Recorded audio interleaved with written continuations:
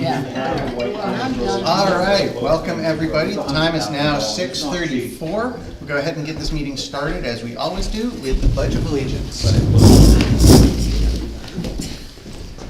I pledge allegiance to the flag of the United States of America and to the republic for which it stands, one nation, under God, indivisible, with liberty and justice for all. So roll call of board members. Myself, Dave Hemingway, Chair of the Select Board. Marla Parrott. And that will bring us to announcements. I don't know if we have any other specific ones, but before we ask about that, I'll just announce, obviously the weather has been nice and warm. Make sure everybody hydrates well, especially if you are outside. We have fantastic emergency response folks, but we'd hope that you don't need to use them. Do we have any other announcements? I have no further announcements. No. All right. And do you have any further announcements? The only announcement that I have, that my dear friend, and he's worked on the road since 1999 when he came back from New York and went to work for Adam Mock when he was the road agent. And then is Larry Prevey. He passed on Friday morning. So you'll only see Larry flying in the sky. You won't see him in the grader fixing a pothole or any of that stuff anymore. And celebration of life for Larry will be at our farm on Allen Road at 2 o'clock on Saturday. Sorry to hear that, Emmett. We extend our condolences to everyone involved and thank him for all of the service that he's done towards the town and for you. All right. So I guess that moves us forward to our appointments. Yep. The first one is Paul and, is it Maria or Maria? Maria. Maria Klussman, so come on down to talk about Little Hill Road. Thank you. And rather than try a whole bunch of back and forth and stuff, I'd like to just let you make your presentation and then maybe we'll talk about stuff afterwards. So. Absolutely. Ladies first. Thank you. So if it's okay with everyone, I'd like to break the ice with a little fun fact. Just take a second. Those tiny little spots you see on your apples and pears are called lenticels, and they're very important. Just like people, plants need a constant stream of fresh air. Each little speck is an opening in the fruit that allows it to breathe. So. If you could talk up, please, I would appreciate it. Oh, okay. Thank you. I usually don't need a microphone, but. We can get one to make it easy. Well, would you like me a microphone, to use a microphone? It would be helpful. All right. I'd be happy to. I'll be right back.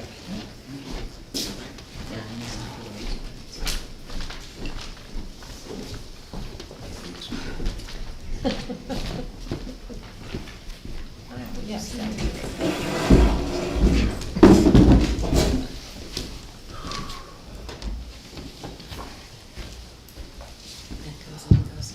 Turn the TV down. So you'll have to let me know when it gets to the point where Susan calls and says, "Could you turn your TV down?" Then we know you really need to do something.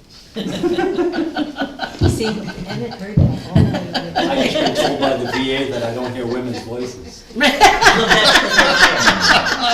That's normal, actually. It's because they're higher. Higher pitches are. No, you're right, it's true. They said I'm missing 3 different levels of hearing in my, That's called selective hearing. along with the tinnitus, the ringing. There you go. Question for you. This topic right there. Is it on? Yes, that's on. Can you hear me now? Is it on? I don't think so. Yeah, it should be. Yeah, it is on. That is channel 5. I can turn it up a little bit. Is that okay now? Can you hear me? Better. Okay, thank you. I'll try to speak up. Thank you. So, My name is Maria Klessman. I live at 423 Little Hill Road. And I just wanna wait for Dave to come. Yeah. Oh, okay. Yeah, that, yes. Oh, you're okay. Okay, send it. I'm sitting here thinking, do I say that or not? No. You can go ahead. Thank you. So just to start again, I'm Maria Klessman. I live at 423 Little Hill Road. I'd like to address the select board members of this town of Webster. As a concerned resident, homeowner, taxpayer on Little Hill Road, I'm urging the chairperson of the select board, Mr. David Hemingway, and members Norman D. Blake, Marlo Herrick, to put safety first and prioritize the road work needed on the upper part of Little Hill Road, Webster, sooner rather than later. There's much work needed on this part of Little Hill, and as you may know, it's quite overdue. I myself travel Little Hill Road by car to and from work and by bicycle on a regular basis. Being on the other end of Little Hill means that I must pass through and over the area in disrepair, meaning there are times when there is a real threat to my personal safety due to oncoming traffic or road damage, especially where the road has sharp turns and bends, and that is the case on one particular stretch of road where there's a tremendous amount of damage to the road. And you will see the pictures provided by my husband in a few minutes. Surely we can all agree that it's dangerous for bicyclists and pedestrians to pass safely where roads have loose rock, broken pavement, potholes, not to mention the vehicles take on additional wear and tear and damage. Please note the school bus route is also along Little Hill Road. My own personal experience after some near falls on my bicycle and close call ankle twists on foot is that I do not feel safe on foot or bike, nor is it safe for my grandchildren to bike or walk on these areas, which is a shame as the area is very beautiful and I'd like to enjoy it with them. It's also important to note that other roads in Webster with less damage have since been paved or are in the process of repair with or without immediate necessity. So the questions remain. Why haven't road condition issues on the upper part of Little Hill Road been addressed in many years? And where is it in the budget? Again, I urge the select board to put safety first, consider this particular section of Little Hill Road a priority in the budget due to safety concerns and erosion before another winter of snow, ice, and mud erode the road even more, deeming the road a serious hazard for travel. I thank you for your time and consideration.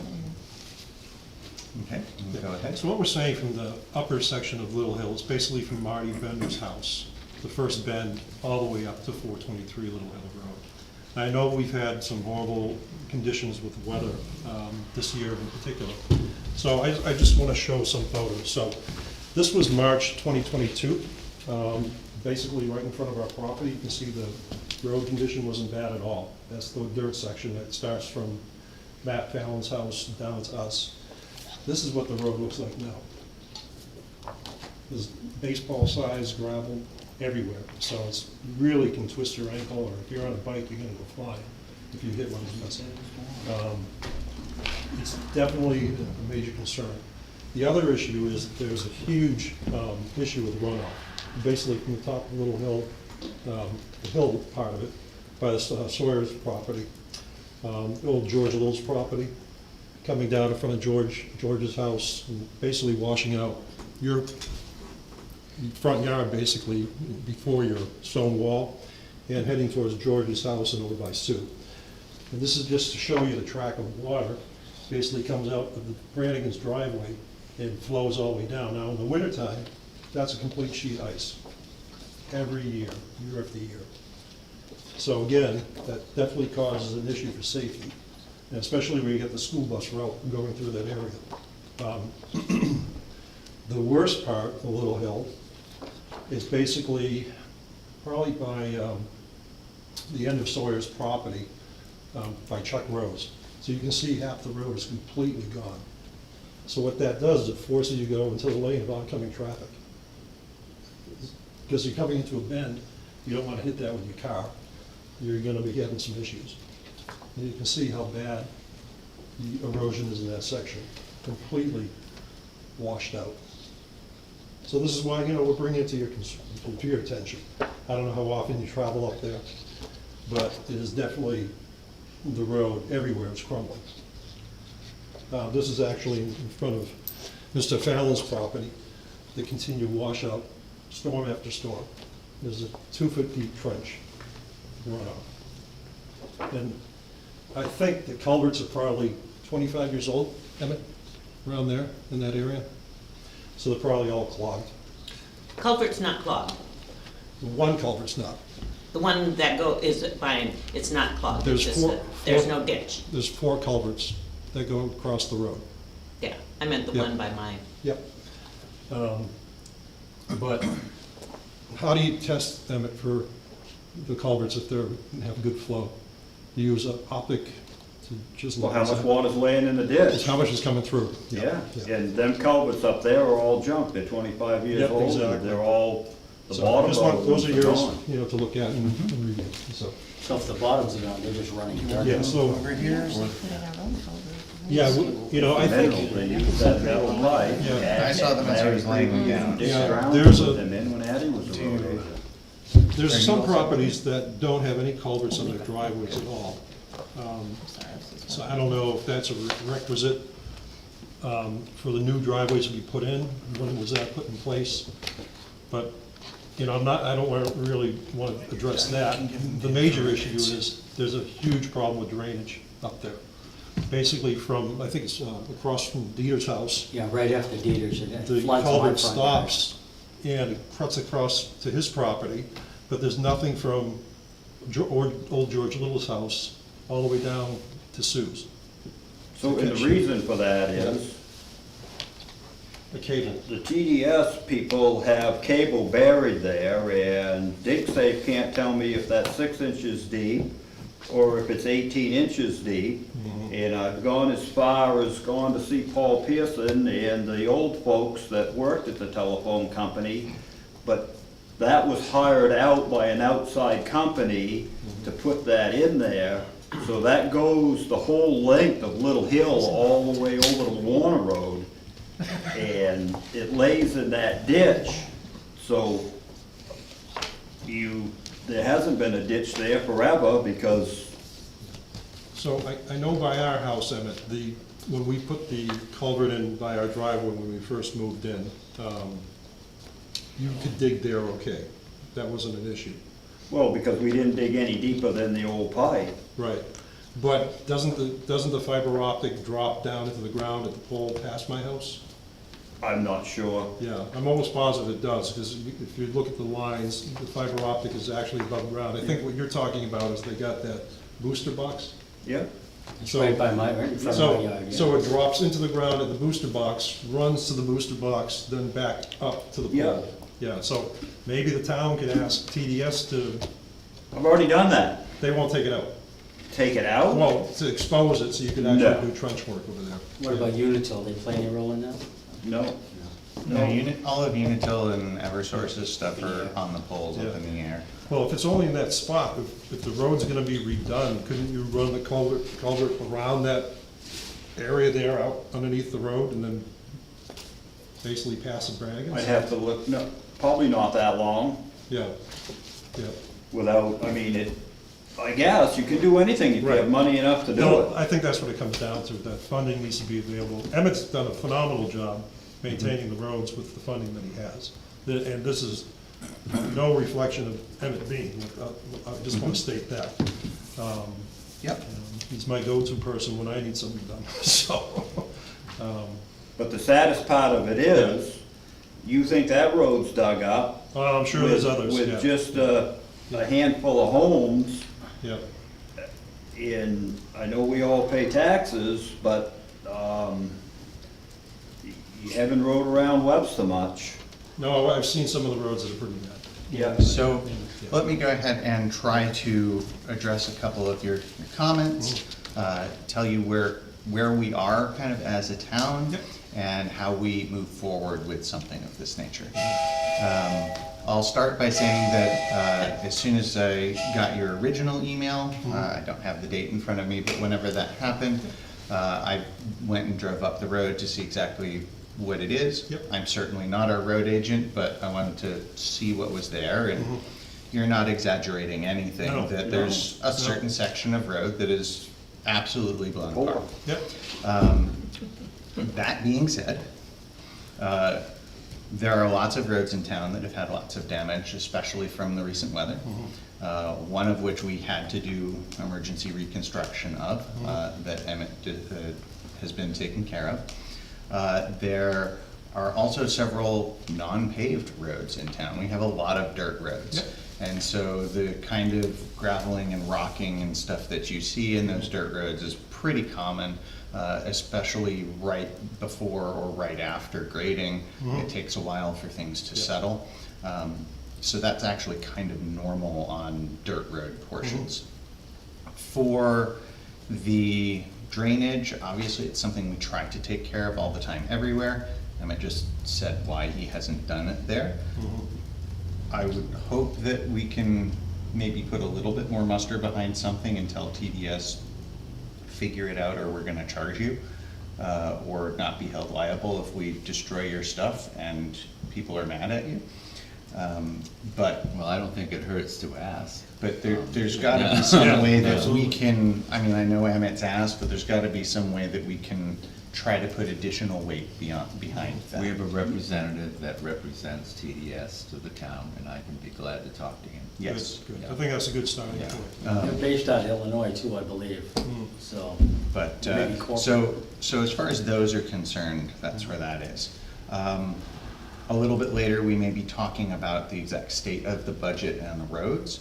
But the way that that kind of works out, we have an operating budget, which is for basic generic stuff, and for things like winter road sand and side mowing and stuff. Then we have two trust funds. Like, one might be, there's one of each type, but I'll just call them funds. One is for like major reconstruction work. For example, as you've seen on Pleasant Street, where the whole thing was needing to be torn up, redone, a new bed, new drainage, and then new paving put on top of it. The other one is for basically preservation of roads so that we don't need to get to that Yep. point. And that brings me to the point in the letter here where it's stating that, I was trying to find the exact spot. But basically that other roads that didn't need it have been getting worked on. And so I'll point out, for example, as you're going down to Concord at the end of last year, and then portions of White Plains this year, where you've seen what kind of looks like it's been repaved. You've got the loose rock signs that show up. That's actually sealant that goes on top of it to preserve the road so that we won't need to dig it up. Okay. It's not actually a Or you won't get repaving. some of the cracking and. And so that makes the road last a lot longer and gives you a newer surface. Do they grind it? Basically, it's like grinding Nope, off of it? there's no grinding. Okay, yeah. There have also been in town a couple different roads that are state maintained that they have paved. Okay. And so that's not town Your main- controlled your or main funded. roads, Yep. Well, not just like 127. Tyler Road. But also like Tyler Road, for example, that whole length was paved, that's all Okay. state maintained, so Okay. we don't pay for that as a Yeah, town. yeah, we figured that's what was going on there, so. We went to maintain it. Yeah, Yeah. but, so that's kind of where we are with the funding, and basically everything that goes into the funds has in the past been designed to be already spoken for that current year. We've had to get creative and hopefully not prevent Emmett from doing too much this year in order to react to the weather. Yep. We get that. Expect that there will be some discussion about that come the budgeting and town meeting portion. That being said, one of the things that we haven't had a really great answer to is exactly what we intend to do. And we've always just known that Emmett's really good and he's gonna take care of things. And of course, road situations and structures and stuff change all the time. That being said, there is a study that's going on right now that Emmett and the central planning are working on together. They're gonna get back to us on what we should be doing and planning for just the preservation of the surfaces of the road. Yeah, I think that road's past the point of preservation, though. It's- Correct. For sure. So that kind of gets us into, this is what our likely larger budget and also larger amount that would need to be saved for in case we have another storm problem would have to be done. Then there's also that road construction. The road construction is expected to be similar or slightly larger for this year and the next couple years to finish off the Pleasant Street project. Because it's not just the section that you're seeing right now that's already been dug up and getting work done. We'll have to talk with Emmett for priorities and whether that still makes sense, whether it needs to be higher to also do a couple other roads, whether it can be stretched out to do other roads ahead of time, et cetera. And so that's where that would be. But that's kind of the different processes that we have to think about and work with. Okay. And why, as much as I'd love to say, yeah, the road needs help, just go do it, we don't have a way to fund that at this point. I understand. I do want to stress, though, the other day, I was actually coming up that section where the road is halfway decent on the passenger side of the vehicle. And there was a motorcycle coming in the different direction, opposite direction, heading straight towards me in my lane of traffic. It wasn't me, was it? No, it was not. There was a dirt bike, and he's probably going around 40, 45 miles an hour, so that would have been a fatality, no helmet, nothing. So I just want to make certain that the select board is aware that that is happening up there. It's actually forcing people. George, you almost. I'm a perfect He example almost because jumped on his bike. I own 6 Yeah. bikes, Yeah. and I ride them all. And I've seen you on several. I will tell you, if you forget for a second that that road's like that and come around that corner, you're not gonna stay on 2 wheels. No. I've had, and Matt's wife almost got me once because I had to swerve around something and she was coming around the corner and I had to go into crushed gravel and I was in the dirt and I thought I was going down and I just like, oh God, please don't let me dump this bike. And it was like that. So, and those holes are big enough where it will pull the handlebars right out of your hands. Oh, yeah, absolutely. So from Marty Bender's to the end of the road, from Bob Pearson's farm to Marty Bender's, the driveway before Marty Bender's, it's two little hills on the mailbox. That was 3 sections. So it was done 3 different years, and they weren't all in a row because I had to go off and do something else. So from Marty Bender's to the end of the road, you're looking at $500,000 to bring that back up to where that, Oh, I believe it. where How many that road feet, is. how many feet's that, Emma? Oh, let's see, we did 1,500 feet, so it's probably 45, it's not quite a mile. Yeah, it's a little short of a mile. Yeah, I know my house to the bend and back is a mile, so it's gotta, yeah, it's probably close, 3/4 of a mile. Yeah. yeah, it's close to a mile, because, Yeah. Almost a mile away. Yeah. yeah, so,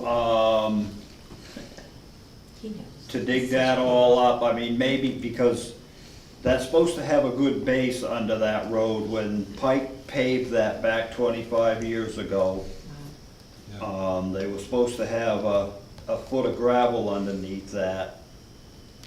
And so that needs to be all reclaimed and then repaved. And what happened to that, I stopped at Marty Bender's. My goal was to go all the way, but politics in town, I go where I'm told, and the select board at the time, I was done on Little Hill. We needed to go somewhere else. I mean, that's not these folks. No, I know. It was prior to Yeah, that. yeah. And, yeah, no, it needs some love up there. Yeah. But, The drainage issue needs to be addressed first, though. Oh, yeah. I mean, Yeah, on any it's just road gonna happen project. over and over again if it's not Emmett, addressed. can you tell me what the distance from the center line of the road, how much is town property Usually from the center of the road out, most of my roads are at least 21 feet, 20 feet probably up there. So when you get off to the side of the blacktop, you get another 15 feet in. So it's a 3-rod right of way, and the rod is 16.5 feet long, but I'd have to look that up, because up through there, it might even be up to 4-foot right of way, because that was, the old rangeways back in the day were wider than when they came through to build the road. Because like the Mutton Road, all the research we've done on that, all the way from Salisbury, all the way to the Concord town line, that's 4-rod right of way, because it was a rangeway to get the animals to Concord to the train station back when they did all that. But the rule of thumb is, I'm always looking for property lines, the corner markers, but the rule of thumb is it's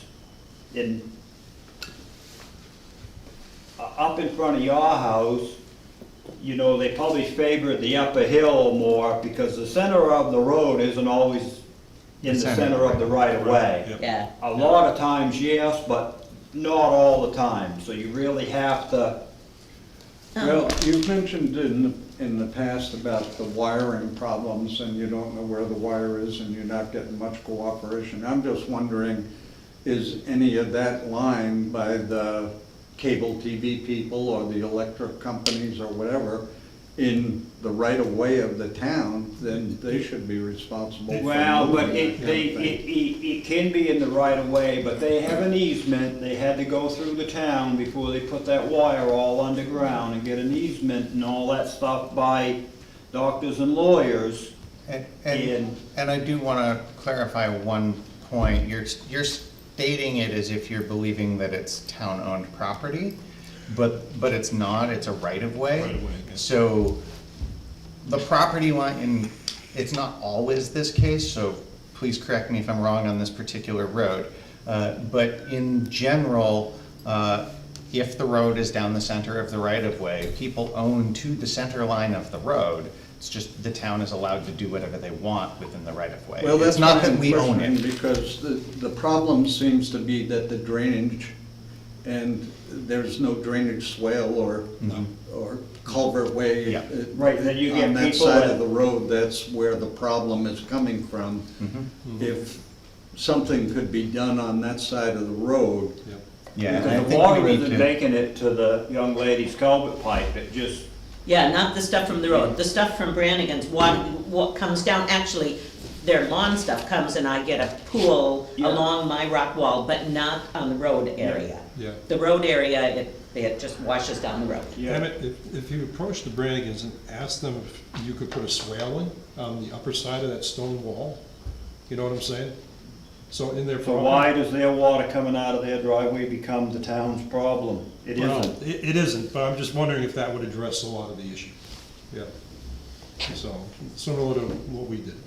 And you can put a berm there, but the field, it's good, I mean, I'd have to look, I have a hard time without being there looking to see what's gonna Oh, happen absolutely. after Yep. the berm's there. You probably already have. No, I've Because I know you look things over Yeah, well. Yeah, that would, I think, address a lot of the issue.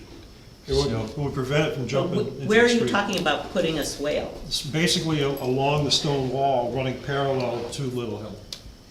And then popping it possibly into your culvert. So, but then that's gonna put a ton of water over on your side. So I just want to try to wrap this up because we're Move it not, along. like, Yeah. we can talk about this forever, Oh, but we're absolutely. probably not going to be able to decide something tonight, Mhm. especially without the funding. So going through the road study for preservation is going to be great.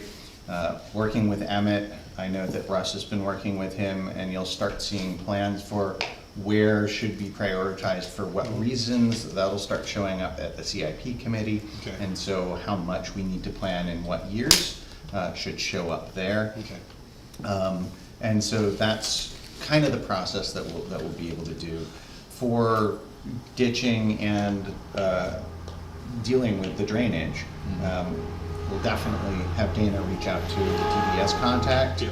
And if we don't hear back, then maybe we contact legal and say, what do we have for, well, sorry if we destroy this, it's your problem, because we need to take care of our roads. Okay. I'm saying maybe corporate with them, because they're out of Illinois. I will mention too, real quick, there was somebody digging on my property a couple of years back, and they said something got blown, and there was a wire directly in the road, like, I don't know how many feet down, I don't know if you remember that. Should be 18 inches. Yeah, they were digging right there, and they said something got smoked underneath, and they had to actually dig a hole in the center of the road to fix it. So who So knows it where runs they're. across? In front of my house, in front of my Yeah, house. that's interesting. I Yeah, know it was there's in the middle one of that the road. runs They had to across dig a that's- hole right there. That's well documented, but. Okay, yeah. Well, we appreciate the opportunity to Thank you. address the board, so. And the thank you. trouble with DigSafe is they'll come out and mark it out, and you could be 4 feet from where they're found it. Yep. It could be marked here, and I could be digging on the backside of that chair, but when I hit it, you're still liable. Ooh, that's not fair. No, it isn't fair, but it's true. So thank you for coming. No, thank you. Thank you. Consolation, I Appreciate think it. you could see Pike's dirt under those big wheels. All right, so that moves us on to our next appointment, which is the Conservation Commission. For a while, for the microphone, do we have a representative from the Conservation Commission here? Okay, not seeing one, I would suggest that we table that until a little bit later and move on to the next appointment. Is the board is amenable to that? Yes. Yep. All right, so Henry, come on down for community power. The board will hopefully remember that I sent out an email not too long ago with the agreements and such that Henry is most likely going to tell us a little bit more about tonight. Yes, and I can try to be succinct, but I'll just recap a little bit about community power progress statewide, the sort of history or the milestones that Webster has already achieved, and some of your next steps to bring Webster community power online early next year and start saving the ratepayers money on their electric bills. So I'm with Community Power Coalition of New Hampshire, and just this year, the coalition brought online the first 12 city and town community power programs, currently serving 75,000 customers in the state.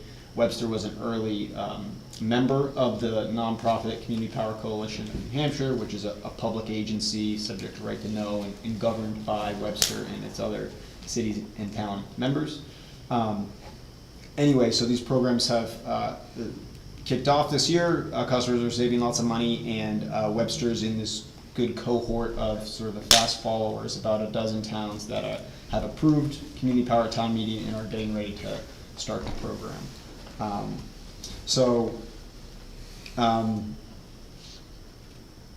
I won't, many milestones have been met, but the next major step would be for the select board to approve the coalition's authorizing agreements. So there's a cost sharing agreement, a member services contract, and then several policies that govern how the coalition procures power, sets electric rates, and then manages the revenues from the sale of power. So those are the documents that are before the board this evening, and I can talk about what a few of those, some of the details of those. So I will apologize in advance. I believe the only one that I sent out was the cost sharing agreement.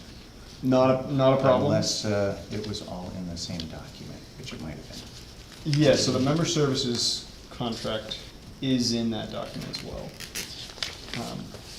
Okay, yes. I- Thank you.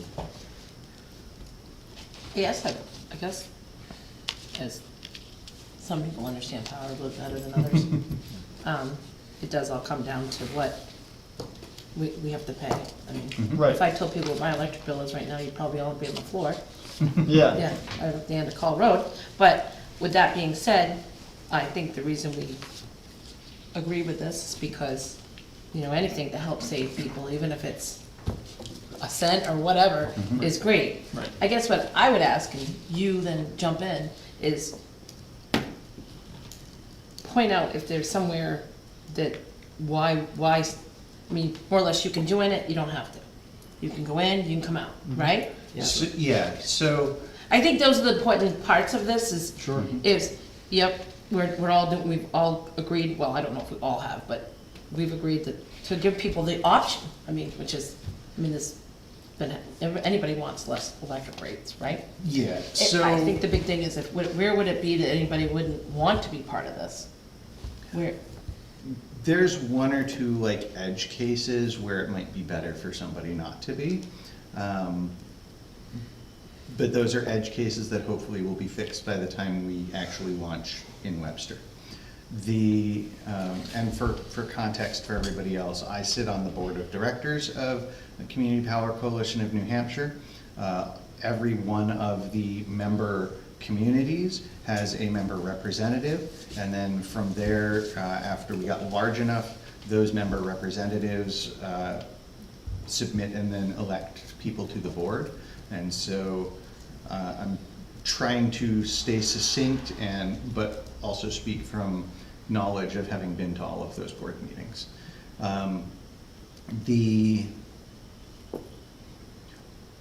There's kind of two aspects, and I want to make sure that we're looking at them separately.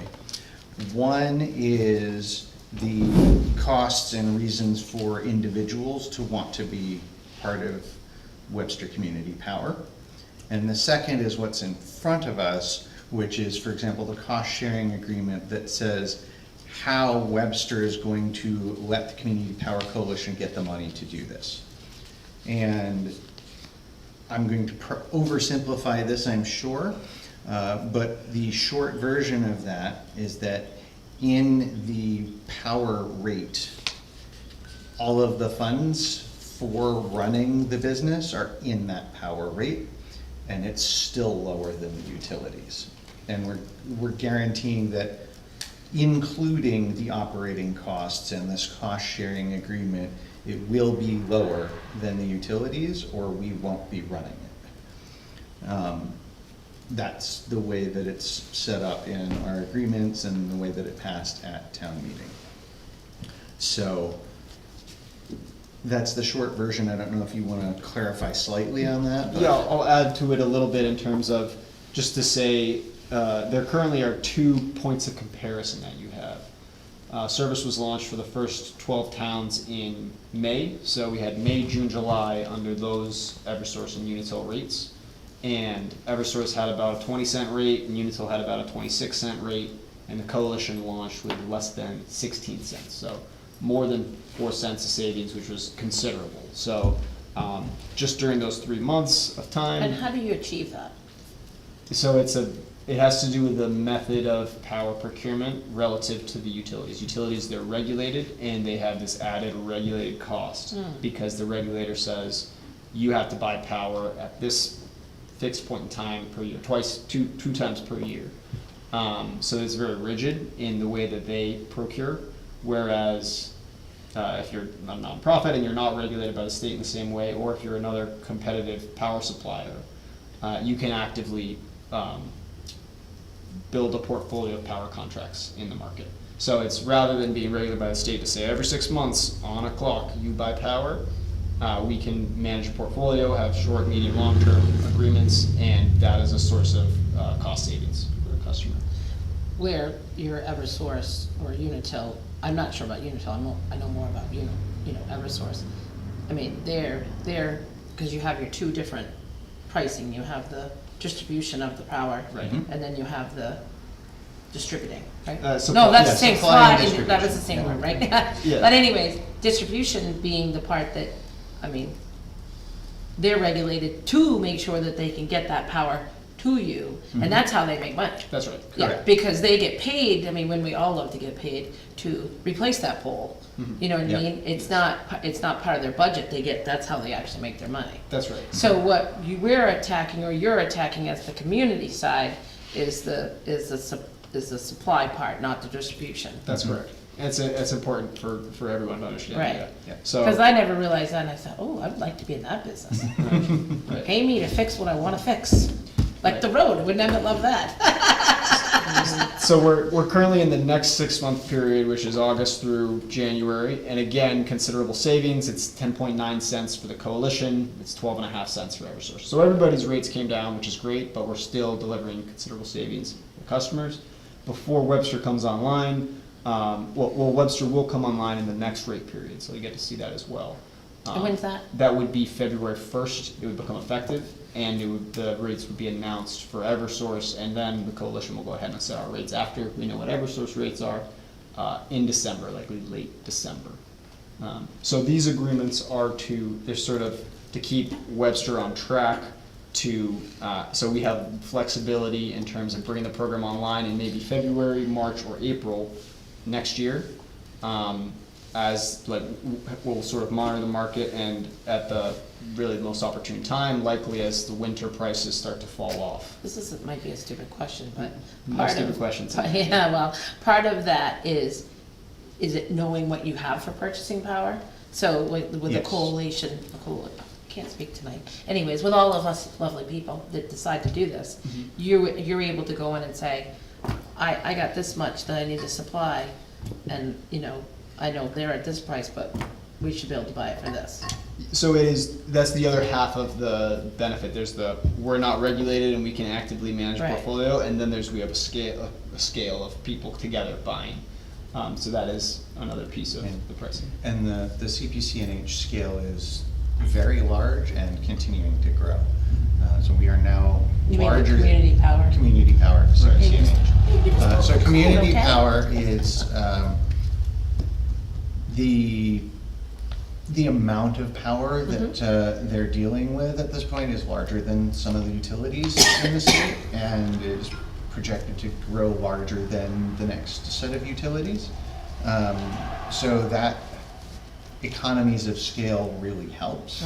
And to the other part of your earlier question, yes, once we sign this, we're saying, go ahead and start planning that we are going to be there, start buying the power for us.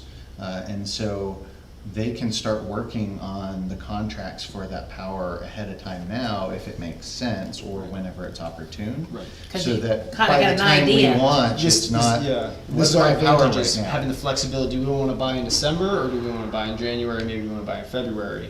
And with that flexibility, we'll have an Comes advantage. savings. Yeah. And so I just want to make sure we're clear on sort of what are the steps that occur. So after these agreements are approved, that is the commitment, but there are off ramps.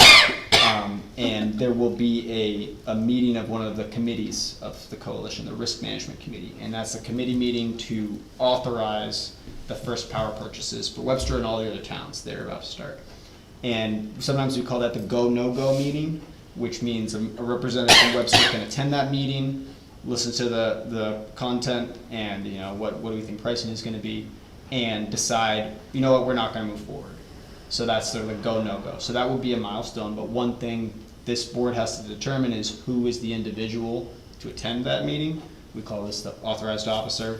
That's in the That's agreement. easy, we can move on right now. Right, so that, That's right, exactly, I get it. We like to agree. right. But that's something that's in the agreement that you'll act on, and that should be in the motion. And that's, so then you'll appoint whoever that person would be, and you'll mark a couple, like, whether or not they have the authority to elect to walk away or not. After that meeting, there'll be a time period, but we'll stand up the website, communitypowernh.gov/Webster. That's where customers can go and opt in or opt out. And then early in the new year, we don't have a set date yet, but each customer will receive a mailed letter. Welcome to Webster Community Power. Here's all the details. Here's the rates. Here's the savings. Here's the website. Here's the phone number.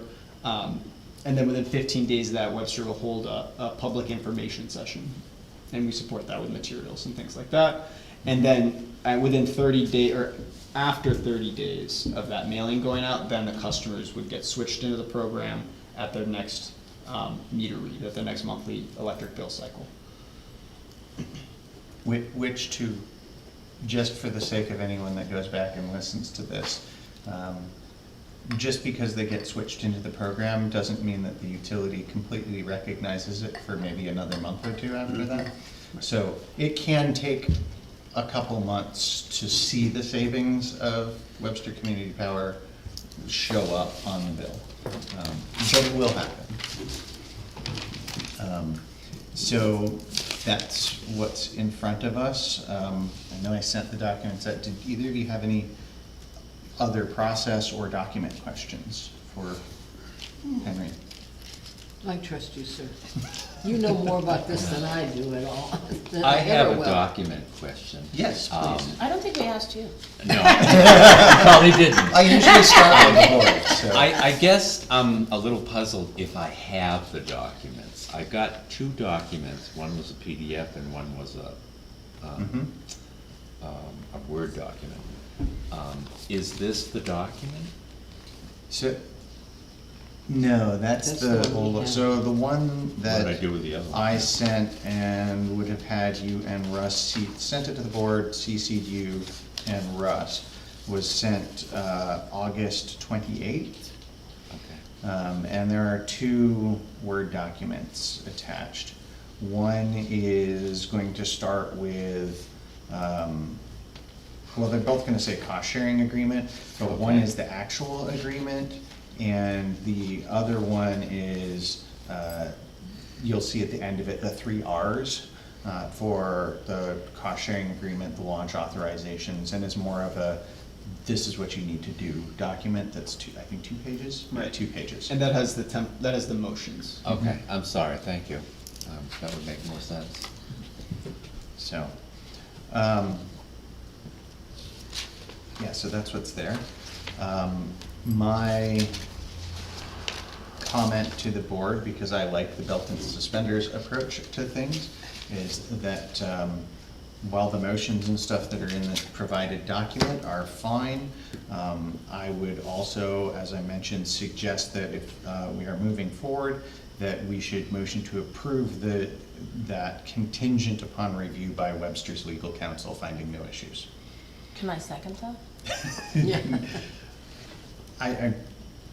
Sure, I can make the first motion. Oh, good, 'cause you had it down really nicely. Did anyone else have any questions before we continue? Okay.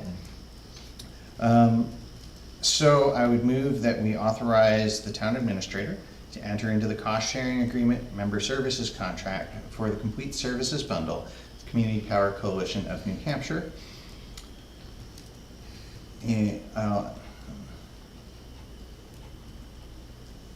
With an authorized officer and with the elections of Exhibit C, Article 8, Section 2 of the agreement. Actually, we need to discuss those before we go on to the motion, because those are important and primary to it. And part of why I kind of hesitated was that's also typically where you would name the person, and I don't really want to name myself as moving for Oh, myself. so, I could summarize those three items. But yeah, if you want to cover those 3 items, because So- that should be there as well. Within the contract, there's this authorized officer, and there are 3 authorities that can be given to them. First is the authority to elect to delay commencing procurement. That's the go, no-go meeting. Can they show up at that meeting on behalf of the select board? Do they have the authority to say, you know what, no, we're not gonna move forward? So that's one, sort of yes or no, can they elect to delay procurement? The second one is to specify the products. So we have a lowest cost, lowest renewable energy, granite basic option. Most towns choose that, and that's the power everybody gets. Then there's the options, and somebody could choose 33% clean power, or 50%, or 100%. So does the select board want to choose if they have the lowest cost lowest renewable power, or something different as the basic option? Or do they want to have this authorized officer have the authority to do that? And then the third option, which is actually not available yet, is this discretionary reserve adder. So I explain this by, right now we charge 10.9 cents a kilowatt hour. But in our policies, and because the organization's founded by many different cities and towns, and we want to maintain their local control, we have allowed that a member town like Webster could set an adder, say 0.1 cents a kilowatt hour, charge the customers 11 cents to accrue a small reserve fund solely for the use of the town of Webster. So within this agreement, you can delegate to your authorized officer the authority to set that adder, or you can say, no, we're gonna, as the select board, retain that authority. So I'll just say maybe, for example, what many towns are doing now, and it's different when we started, when we didn't. When we started, there was an urgency to be able to make decisions quickly as we were launching. And now we have a little more time and comfort, so generally, this individual is given the authority to delay procurement. Show up at the meeting, say go or no go. But some towns say for B and C, set the default power option and set the reserve adders. We're gonna say no, we're gonna keep that authority at the select board level, so we all decide that collectively.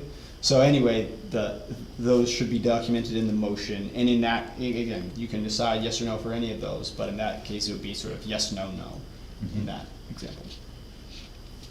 Oh. I hope that's helpful. See, Yes. that's why I wanted to make sure. it was Right, well, I explained. guess my thing is, what do you feel comfortable? I mean, the good news about, well, I shouldn't classify you, but you Go don't ahead, like to go spend ahead. your pennies, so I do feel good that you are very frugal, that's a good word. That And- works. Okay, and my only issue would be a little bit about the whole renewable / non-renewable, just because I'm a So. supporter of yeah. renewable, but within reason. Mhm.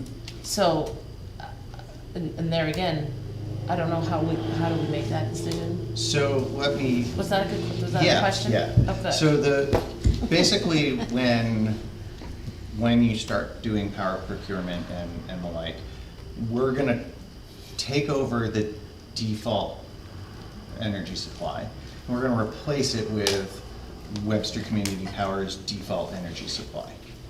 We can choose that default energy supply to be the cheapest thing, all the way Yeah. to 100%. Yeah, that's what he said, yep, yep, yep. And this allows you to authorize the person that you appoint to make that choice Okay, versus the select board making it. yeah, Personally, I think most of these should stay with select board. I figured you were gonna say that. but- Because it doesn't take somebody, it doesn't take a whole lot to understand, there's 4 tiers, these are the cost differences, what do we wanna do? That's right, yeah, right. Money. Now, when we set that default service the first time, that's what's kinda gonna go forward for everybody. If we decide to change it after that, we can, but that will be the default for anybody coming into the program at that point, not necessarily the people that already have it. So it's not like, okay, we're gonna start saving you more money if we started higher, or we're gonna start charging you more because we started lower. It would, at that point in time, need to be options for like, I want to opt up or opt down by any given person.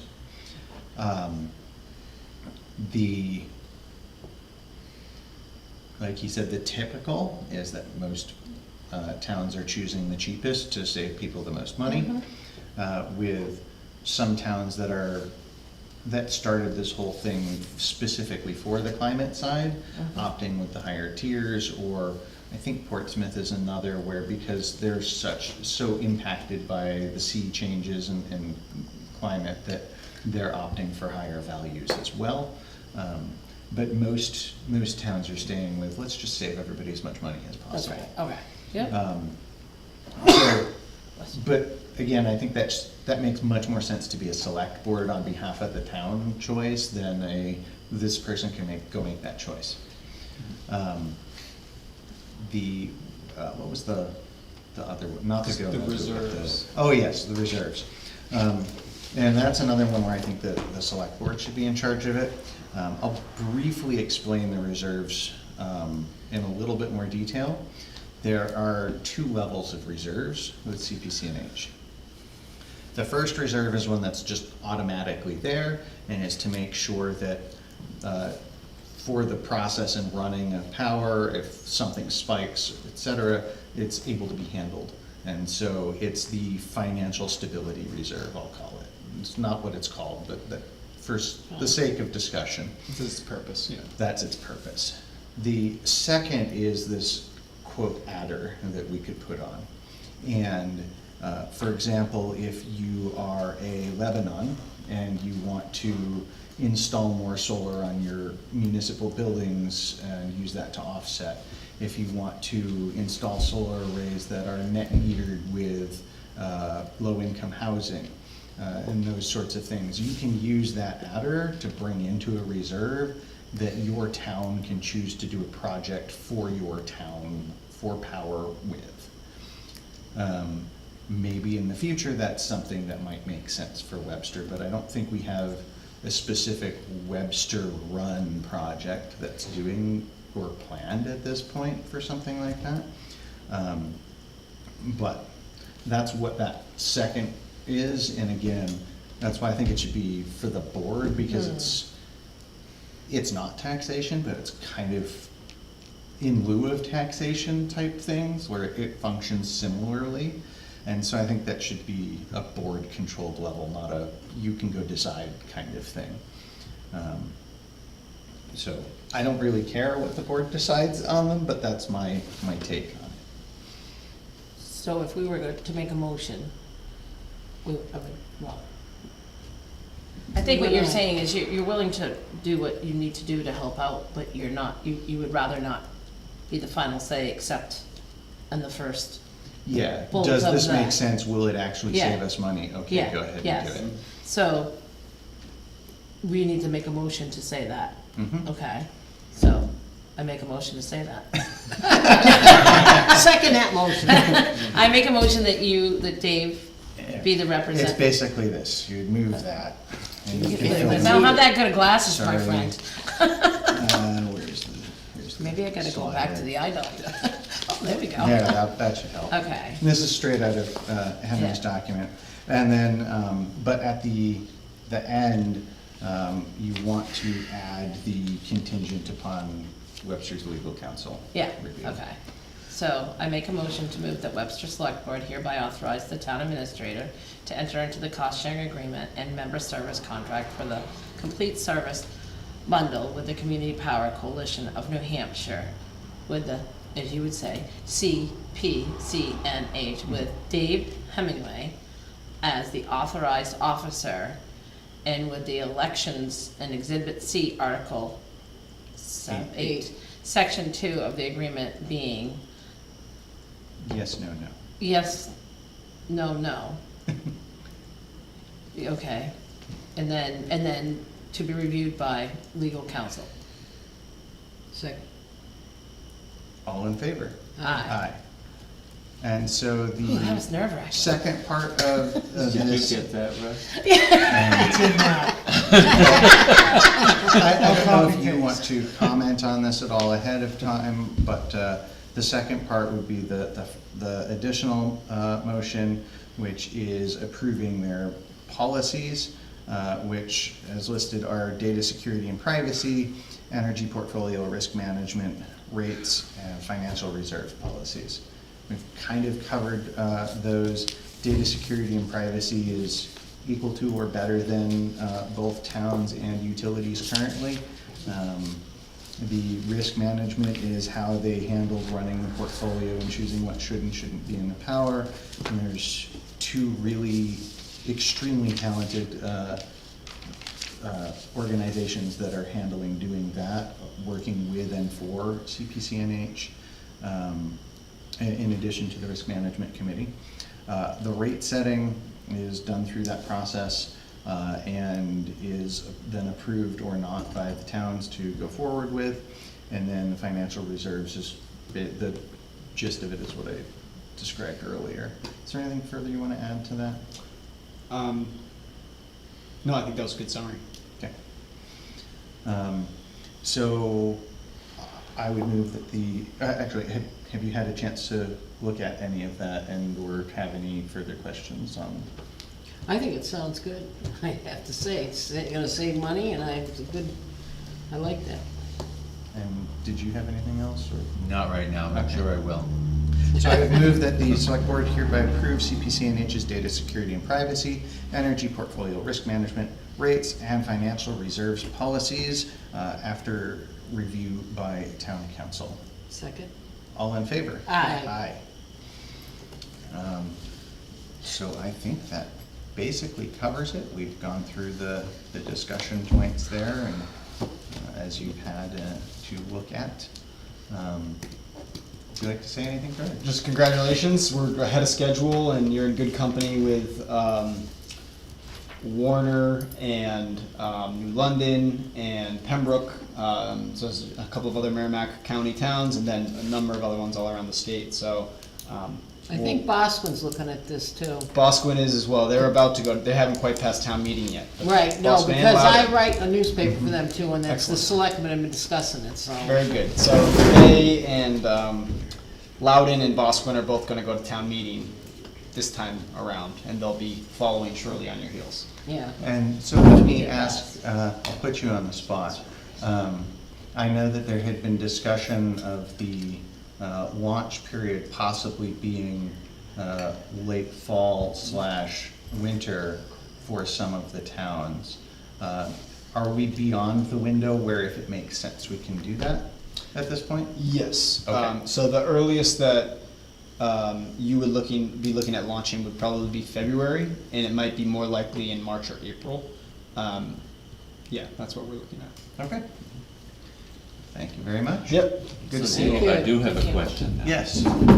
And my question is, what are the immediate action items that we need to do? Is the motion, is the paperwork? So we have the motion, we need to send those documents over to legal. Okay. Have them review it, make sure there's nothing that Fine. has been missed by, what, 20 some odd other municipalities at this point.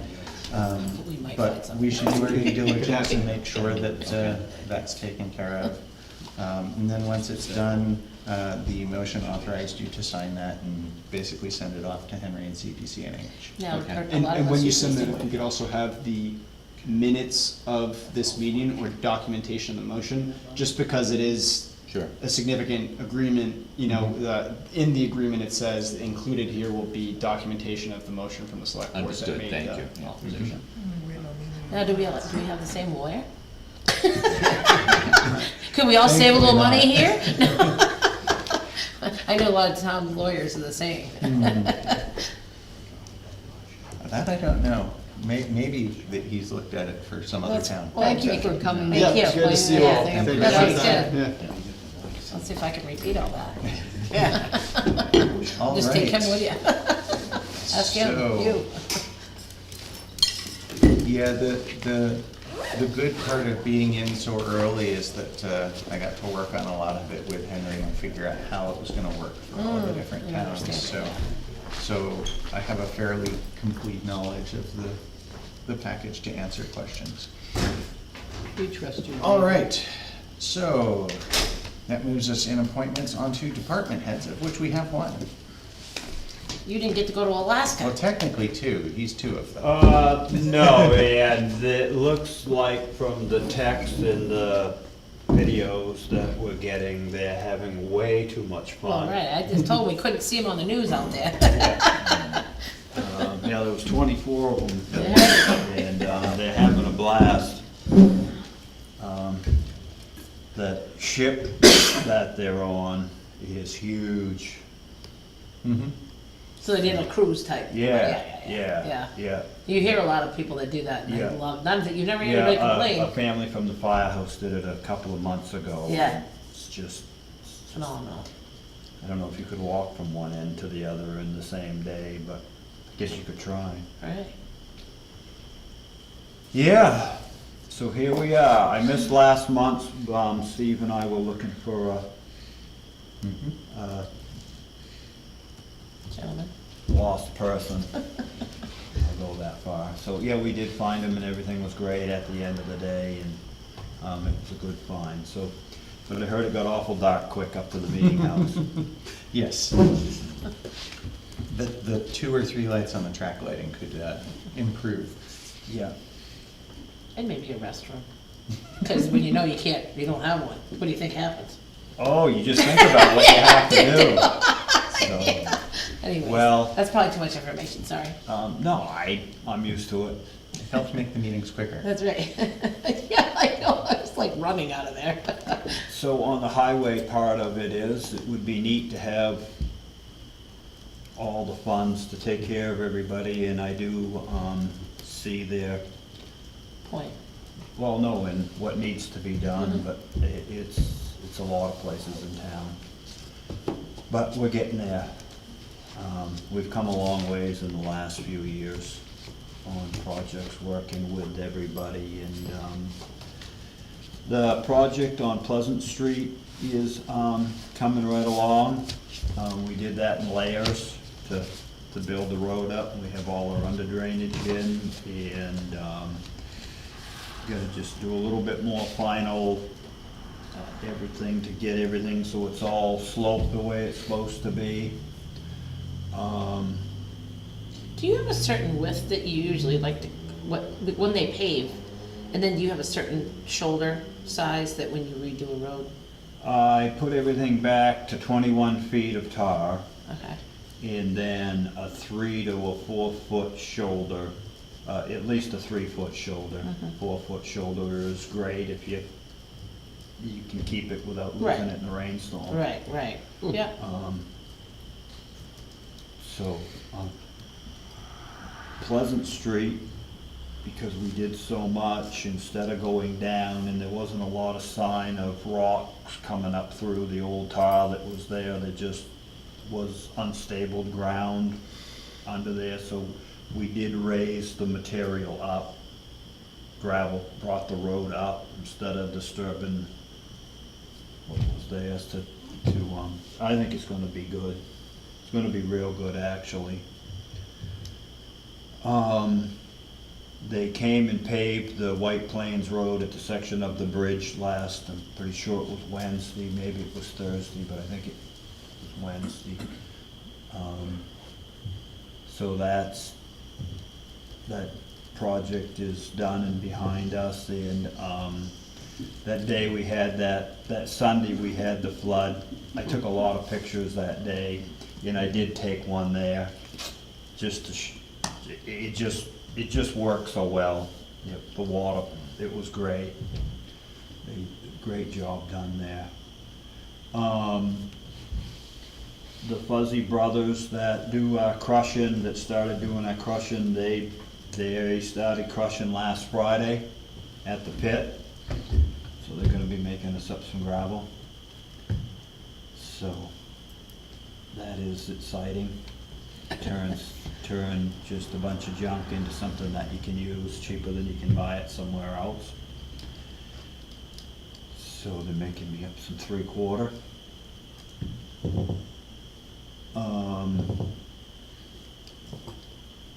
As far as Roby Road goes, is there a reason that it's still staying closed? I know it hasn't been paved over yet. One lane. Yeah. Yeah, I just didn't know. Well, there's no shoulders, there's no what to go by, so you leave the one lane road signs up there and somebody just doesn't pay attention, And it's I off don't in the know if ditch. it will do you any good at the end of the day, but. Yeah, I just been asked a couple times why, Yeah. I thought, I don't know, I'll Yeah. ask. Yeah. I don't think So- of that, I think you just stay on the road. It's like, Next week I am gonna gravel that, so if it doesn't get tarred, at least it will be gravel for the winter. So that would be why it's a little bit more rough than, Pleasant Street, you got pretty much ready, not much more to do on Pleasant Street. No, for the not- pave, right? no, not a whole lot That looks pretty more. good when I went over it Yeah, the other night. yeah, no, we watched the weather and the rain, and the first layer we put in there, we had a nice steady rain all night long, and we rolled it in good, and it packed in good, and then, when we did the second layer to bring it up a little bit, and then it rained that night, which it rains every night, so. Yeah. Yeah, so I'll get on the schedule to get that paved here shortly, in the next couple of weeks. So you have to be in line, like, for getting the tar and everything? Do you have to be kind of in line for everybody else wants it at the same time? Yeah, especially when it gets close to the end. Yeah, right, because you can't do it Yeah. after it freezes. Right. So this weather must be helping you out though, this is crazy weather, that's so warm. Oh, yeah, we said the heck with the town work, and we went haying. Oh, yeah, well, that's true. Yeah. I know, it's not raining on it anyways. so. Not as of yet. Yeah, Thursday. It's coming. Yeah. Again, but- Gotta get in, then you gotta get the hay in while the sun shines. Oh, yeah, no, we have been, it's all good.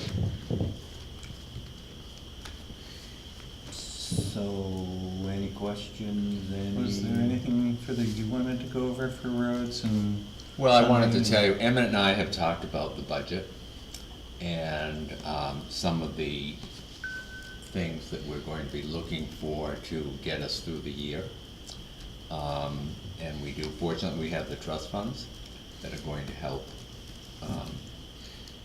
I think that's really gonna save our skin in a lot of cases. The highway budget will be overdrawn. And I think we can have enough flexibility in the budget that it can be covered by the general bottom line. That's if, what did we find out about on Pleasant Street, the dump road end, the dirt part where we're gonna, open that up? When Clothespin Bridge was When closed down. Clothespin Bridge for the Yeah. detour, somebody was gonna look into that with the lawyers to see if we could use. You're asking me if we can use the bridge money for that? Yes. Yes. Okay, Yeah. all right, so that, Yeah. So the Okay. bridge money can do what? we can use To use for the bridge detour. bridge Because that detour. work is being done to prepare the road as the detour for Clothespin Yeah. Bridge when it's closed. But we can't tar it or anything. Well, I don't think we Wouldn't be should. that much. No. No, and I mean, Not I hope for we a still detour, no. can somewhat retain the,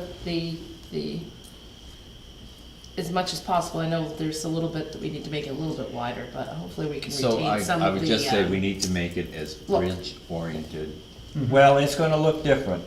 I It mean, really is, it's gonna look different. Is that a Really? requirement that the, For well, bridges it's and culverts because of fund. how the no, is trust it set up. is it required that our detour to be a certain spec?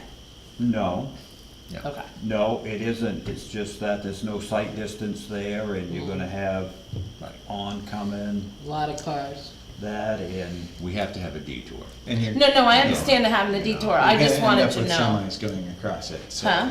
You'll end up with semis going down that road. Well, some of them, I mean, that's not a heavily traveled truck road, but I just didn't well, it know will if be there was. when Detour Road is closed down and the bridge is Yeah, 'cause closed they down go to down get down the other end, Clothespin Bridge and across the whatever. I bridge mean, no, along. it's not stupidly busy, Yeah. but it, There's enough traffic. you'd think, yeah. And then the buses, and, I mean, it's, That will also, I think we're also going to have to go into our contingency money, probably toward the end of the year. as That well. makes sense. Which isn't a great deal of money, but it's there. so we did oil, sand seal, chip seal, excuse my correction. So we chip sealed the White Plains Road from Little Hill to, 662 White Plains Road, past the fields at Mike Borax. So that's all been done. Clothespin Bridge from here to the bridge, and then the little section in the middle that we tarred back a few years ago. So that's all been done, and actually a young man that lives on Clothespin Bridge Road said, "What did you do? The cars slow down on that stuff." And I said, "Well, lucky." So that's been done in the last, what did we do that, 3 weeks or so ago? Something like You just that. need to leave the sign loose stones on there forever. No, I need to pick them up. The loose stones are gone, because they went around with a sweeper. Oh, they did, I didn't see. Yeah, we already No, but done if you that. leave the signs, people will still drive slower. Okay. It's a mind game. Yeah.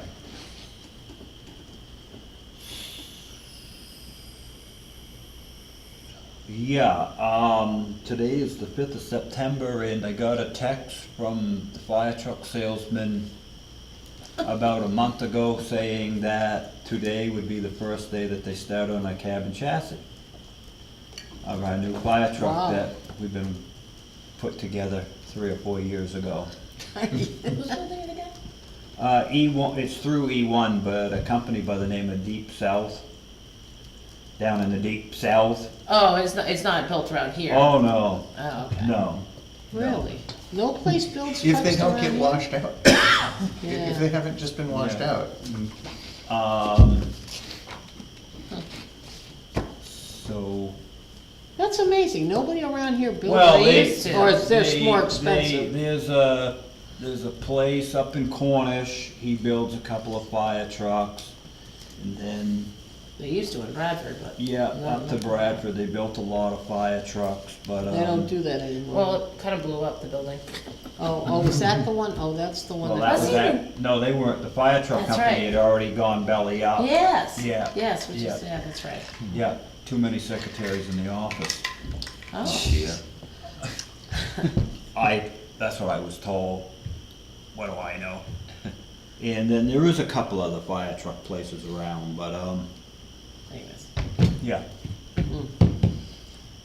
So other than that, things are going good at the firehouse. Went to Bosquen the other day for a reported building fire and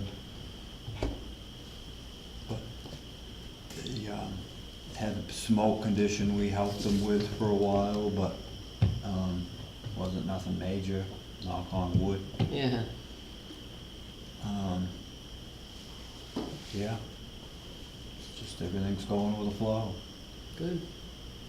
The pump sites I haven't worked on, the one behind the school is bad and the one still on Clothespin Bridge Road, but the water's just been Yeah. way too high Oh, to, yeah, you're not kidding. to get them done up. What do you have to do? You have to like. Dig go- 'em up.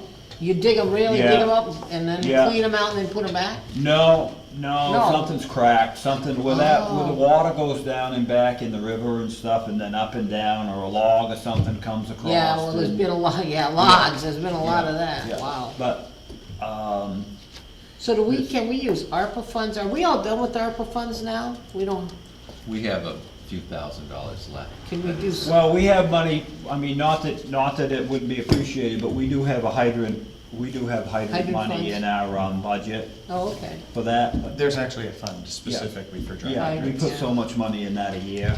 And then, we have a little bit in the yearly budget from the Yeah. firehouse, but it's fine. We have 3 links of suction on each truck, so that's 30 feet, so I mean, it just makes it nice in the winter with that going down there to work, but, we'll still do the same job with that or without it. Yeah. Okay, as long as there's water in the river, we're all set. Yeah. Oh, yeah, I don't think there's any lack of that this year. No, no, We'll be in a drought next year. yeah, right. So I want to briefly go back to roads, because I think, please correct me, Russ, if I'm wrong, that we actually got the first part from you for going through that road study that I mentioned earlier. They confirmed today that they're gonna start working on it, so it's Awesome. moving. So the road study, just so everybody understands, is, it has nothing to do with the base Correct. of the road. It's just, they're gonna tell you if your cracks are vertical, horizontal, zigzag, and how deep they are, and what needs to be done to maintain that section of road. Or if it needs to be totally replaced, or if it's fine, and I've already done the questionnaire, so. Yeah. So we who's did- doing this study? We did this back a The few years central ago, planning. the same Oh, study so- with the UNH, Oh, the okay. UNH. Keeping them out of trouble. But, they, if it will help with the CIP, but it's just, it's skin deep. That's all it is, it's nothing, they don't do any, boring. Oh, the studies is what you're trying to say. Right, they don't do any to say that, hey, there's no base under this road, but, I mean, you've been doing it long enough, you can drive up it and see. But, Yeah, so the way that I would preface that is that the fear would be that someone would see this study and say, see, that's all we need to do. and that's not gonna be the case. The better way, in my opinion, and feel free to, either of you, or even Marlo, correct me if I'm wrong, is this is talking about how we keep our surface okay. So for me, this is more of like, this is telling us the very bare minimum that we could possibly consider putting into our road preservation fund. Not And not the other, construction, so not- replacement, yeah, not the not the culverts, operating yeah. budget, but this is the bare minimum of preservation. Right, and right today, other than Clothespin Bridge Road that we tarred last year in Concord Drive that we tarred the year before, they'll be the next candidates after you wait, about 3 years before you chip seal them, so they all move and get where they're going. They're actually the only candidates that we have at the moment before we either do some more construction or some major overlaying. Even what you just did on Little Hill 3 or 4 years ago.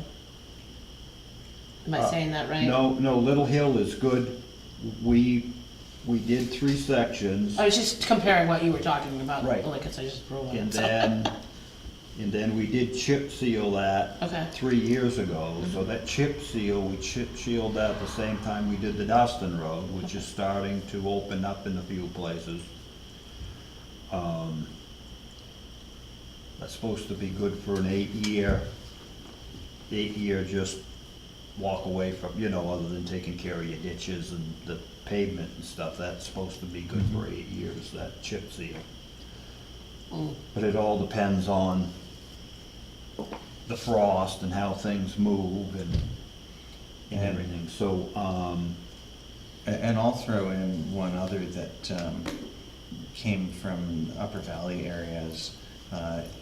The writing for Side Note up there, one of their publications is, quote, "The surging high tonnage vehicle traffic is wearing out rural roads that were designed to last 20 years in as little as 7. yes, And it's one of the things that, and I'm sure you're well aware of this, but it's one of the things that as more people drive larger vehicles, whether they are moving to trucks and SUVs from commuter and family cars, whether they're moving to EVs that are heavier, or the fact that since the pandemic, delivery trucks have exploded in volumes and quantities. All of these things wear out our roads massively faster than they were ever designed to handle in the first place. So we need to consider those things as well going forward in both the maintenance perspective of how soon we'll need to look at it and the construction perspective of now it has to cost more because you're looking at more layers, more depth, and so on for the supports. right, because I've even on our new roads, I used to go a 2-inch base with a 1-inch top, but now I'm going, when it's compacted, 2.5-inch base compacted with an 1.5-inch top. And it just gives it a stronger, Base. yeah. Yes, the road can handle the weight. And It- sometimes, as much as you say these bigger vehicles, they help compact. Yeah, and then, I mean, As long sometimes as it's this, during the process. sometimes this reminds me a little bit, and I probably shouldn't say this on, it's climate control, you know what I mean? Yeah. So, there's a little bit to be desired in and that I know everybody situation. gets really uptight during mud season because everybody wants to get a load of dirt that they should have got last year, but, or I gotta get that load of lumber here during mud season, so you go make that happen and it sits there until September of the same year and, it just gotta do this and gotta do that, but that's where you save your roads, is keeping stuff off in it. I mean, people don't realize that, oh, it's only a dirt road. Yeah, it's only a dirt road, but you go down it with a loaded oil truck and the road is soft, and you go over the culvert, and then you get your culverts mowed in, and, I know people don't like it, and it's the hardest part of my job, I think, is dealing with that spring road posting things, and It's a fine line of utilizing it to the town's best, and a fine line to that, taxpayers pay for their road and should have their oil be able to get to their house. So But there's I call that, there's a fine there is, line. but let's go back to Little Hill, okay? Little Hill wasn't too bad of a road, and then, and I'm not whatever's, but they had a logging company go up there, and I'm not gonna mention any names, and it wasn't you. No, it's somebody you It use all the wasn't time. anybody that even lived in town. Went up there and Oh, started in cutting and cutting and cutting, and they didn't obey by the No rules rules. when it came spring. That was quite a few years ago, right? Yeah, it was. So I we're mean- still feeling the damage today. Yes, and I wasn't the road agent, Natty wasn't, there was another road agent there in between there for a couple of years, and, that road took it pretty hard. And that's why these taxpayers are down here today,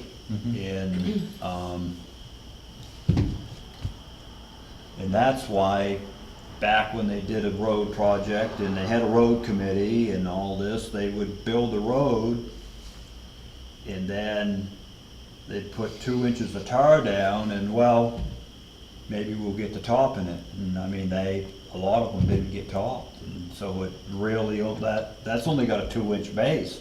That never had the top in it. Oh, wow, So it didn't hold, and wow. and I never topped it because it was too far gone. I mean, it was Yeah, it no was better waste every in- year, every day it gets worse, but Well, there's definitely a section of that road that probably does have a little bit to do with the water and. oh yeah, And yeah. it's time to, that one area, I mean, the dirt part to me looked in not bad shape, you know what I mean? The pictures of that is, I was inching out crushed gravel, but on some of that, so, Yeah, it was just- all stuff we pulled in from the ditches and. I drove all the way up It's- and turned around in the turnaround and Right. drove back down. No, I mean, and yes, there's that one section, but I'd call about, what, 60 feet, I said 3 cars and 3 of my, yeah, it It's looks one hill concerning. between a couple corners. Yeah, but otherwise, I thought, and the whole ditching thing, you do a great job at that, and some road agents don't ditch at all. No, I mean, it, That might just be a town over, they And don't that's believe why, in it, and that's so- why we still have roads after the winter. Well, I'm just saying that I think that it sounds like that's part of where the ditching can't happen, because yeah, as and we so we'll deal, need to do we'll that. work with, TDS and, see what we can do, and, I mean, especially when that gentleman was sitting here and saying there was stuff burning under the, I mean, I don't, in the middle of the road, Whatever. so. I know of one line that crosses, and that's Marty's solar field. But Yeah. I know that's Yeah. well documented and Yeah. well done and. Yeah, and that's, we cut the tar there, Yeah. and Marty put the thing in, and they paved it all back in, and, it's kinda like a little speed bump there. Probably likes it that way. Right. But, I mean, that's the only one that should be across the road. Yeah. It's the only documented one across the road. But, you never know.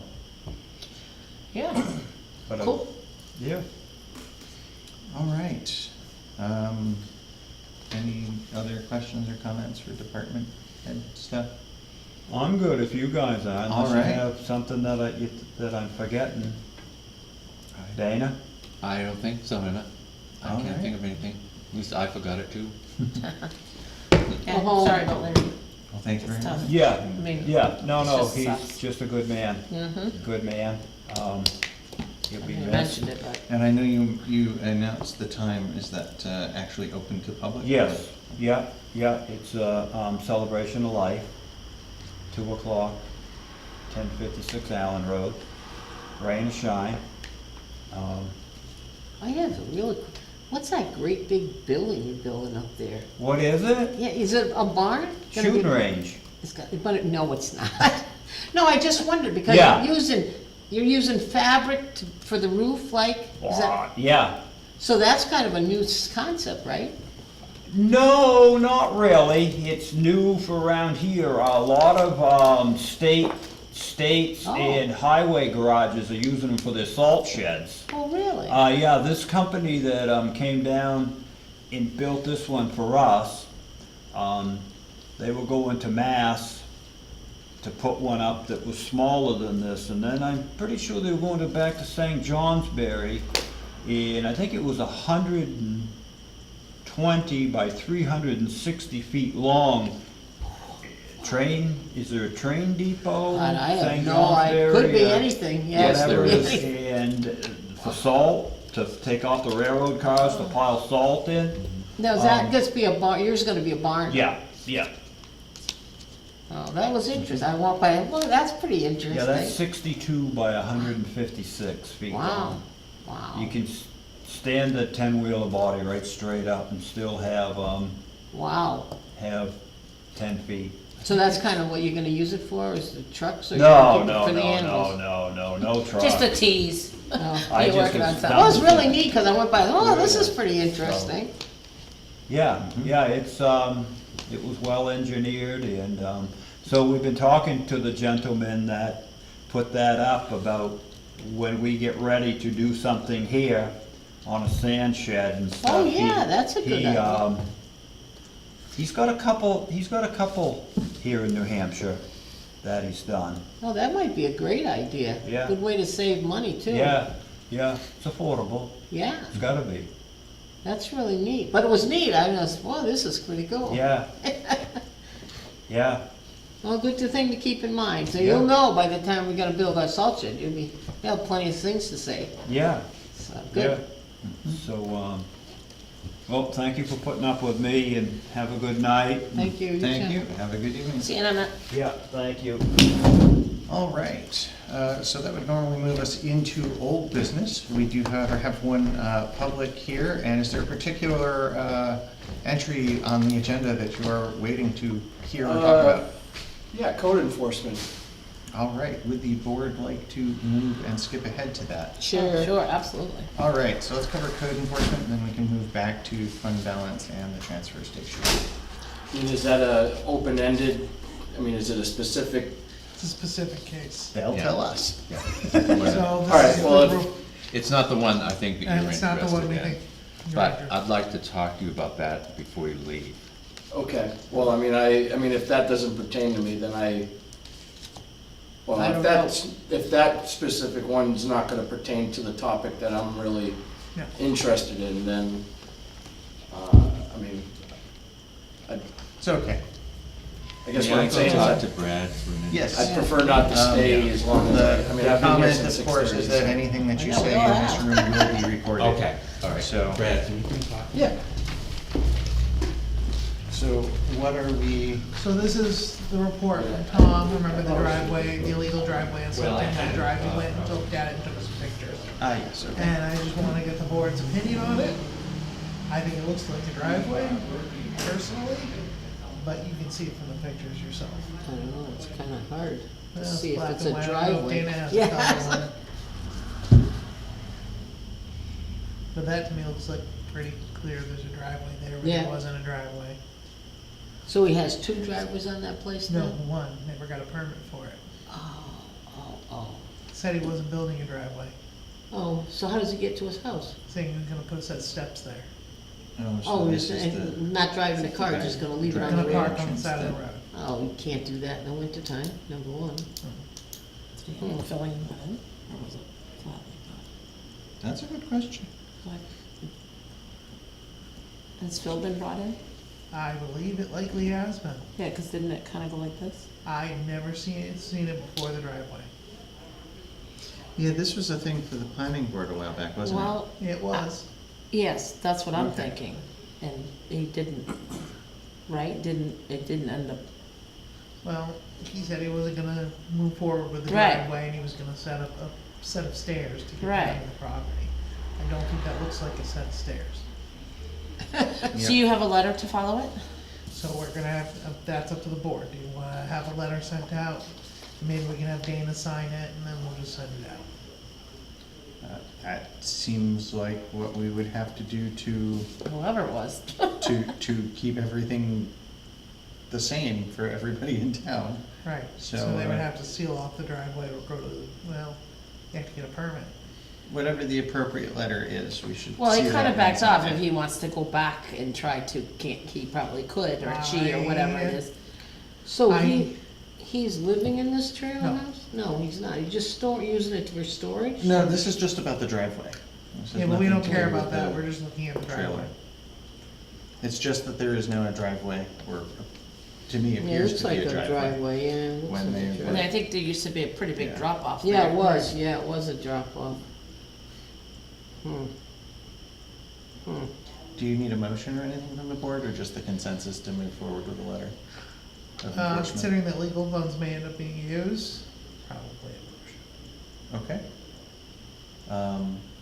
I would move that we continue along the appropriate code enforcement, action list, including a letter as For the appropriate. driveway on Centennial, the illegal driveway on Centennial Drive, just so we, For the driveway, for the proposed driveway on, sorry, for the found illegal driveway on Centennial. I'll find a way to word that. Do I have a second? I don't know if illegal's the Yes, I right term second for it. Probably not, but you. I knew, said- I could tell you were trying to get around that word, it The wasn't leaving you. non-permitted driveway. There we yes. go, non-permitted, that's It's much better. I know that That's why word's we so give strong. them the big money, Do- So, those big you words. seconded? Yeah. All right, all in favor? Aye. Okay, let's see, I know that Dana will need to be here to talk about both the fund balance and the transfer station. Yeah, we had that meeting, but I wasn't involved in it. For the new business stuff, are you able to represent the tax deeding stuff, or is that also him? That, Dan, if he had showed me the form, I could've gone over it, but Okay, in that case, Audit representation letter? oh, yeah, Why that not? representation letter, that Can you do one. that? We can well, approve we the have minutes. it in our packet. Yeah, But Dana can present that, I and I'll ask believe him a that's couple just questions allowing the on it. auditors to do the next one. Well, It's a little bit more than that. it's basically their draft to us and. The draft audit Do we and not agree, law, not, yeah. et cetera. How about- They didn't come here, but, I would like to move back to the Conservation I can Commission. talk about that one. If the board is okay with Yeah, that? fine. So, Right. they're having a speaker come in and they would like to get a clip-on wireless microphone and have that set up for the speaker. I think there's some reason why they can't, like a disability where they couldn't hold the microphone. Okay. So they were hoping to purchase the microphone off of their budget and then use funds for IT to install it. But Dave, I think he talked in the office a little earlier, he believes he can set it up. Yeah, so So I think we, it's kind of a moot point. we have this, system, which is wireless. Which you went back to turn it up. Yes. Yeah, Um, so I thought it was So, interesting. so we have this system that's wireless, and there are 6 microphones associated with the system. If an appropriate wireless microphone from there works, it in theory could be tied to this. Right. However, most of the time, a wireless mic, for example, the headset mics, will have its own little wireless box. Oh, I see, you see on and- people. And then goes to its own little wireless base station. That will output from it standard microphone cabling. We can just plug that standard microphone cabling into the back of where one of these would be and say, use that instead of a particular microphone, and that will work perfectly fine with our existing system. So they can basically get any wireless mic that comes out to a standard XLR microphone jack, and we can plug it in. Okay. And that won't require IT. Could you give us a suggestion of the one to purchase, just so we don't screw it up? I don't have one offhand, I can ask a couple people, or you could just ask like Guitar Center. Because I'm not an expert on that kind of stuff. If anything, since Because I I know was just you're gonna down order in- it on Amazon, that was kind of the plan. Yeah. Cause we can get, I've seen microphones ranging from $30 to $120, and I think one of those is gonna be Yeah. what we need. A good, like, used for everything wired mic in like audio stuff is only $100. You can, of course, go through the moon for stuff, but No, I was the industry thinking- standard, like everyone uses it for everything, is about $100. Wireless, if it's up to $150 maybe, but anything over that I probably is just not wanna make sure needed. that whatever's purchased will work with what we have. Yeah, We we don't we wanna can, end up in a situation where something's ordered and then as, it can't. as be long used. as it gives us a standard microphone output, we can plug it in and use it. And most of what you pay for when you pay for a better mic is sound quality in all of the audio ranges. So for example, if you're singing, it's good everywhere. We're not doing that. Well, we don't know. They could have a really good singer that does like Okay, is fair. over at the elementary school. Well, they can also pick up, or have one of these put in front of them. But, yeah, so, that's perfectly fine by me. It's easy enough for us to put it in, but it was, I think, well, actually, no, if it's coming out of their budget, it's not even up to the board, because there won't be IT funds for it. I'll just go plug it in. Yeah. Okay. That was the concern. Because they had enough money in their budget to do that. Yes, if you just send me Installation's what they're thinking of, or you're thinking of ordering, I will I'll just go run look at the that by you. connector and say, yep, that should work, and then we'll be good. We're back to you. I'm taking care of code enforcement. Beautiful. And conservation. Beautiful. So that moves us back to the fund balance policy. The fund balance. Fund balance. I sent you a memo kind of explaining where I was with that. You had asked me last time to survey some adjoining towns, which I did, with somewhat a 50% success rate. But they did kind of tell me what their policies regarding the fund balance was. So as you see, Andover sent me their copy of their policy. They did not send me what their actual, at the moment, what their fund balance retention was, nor did Boscawen, but they also sent me their policy.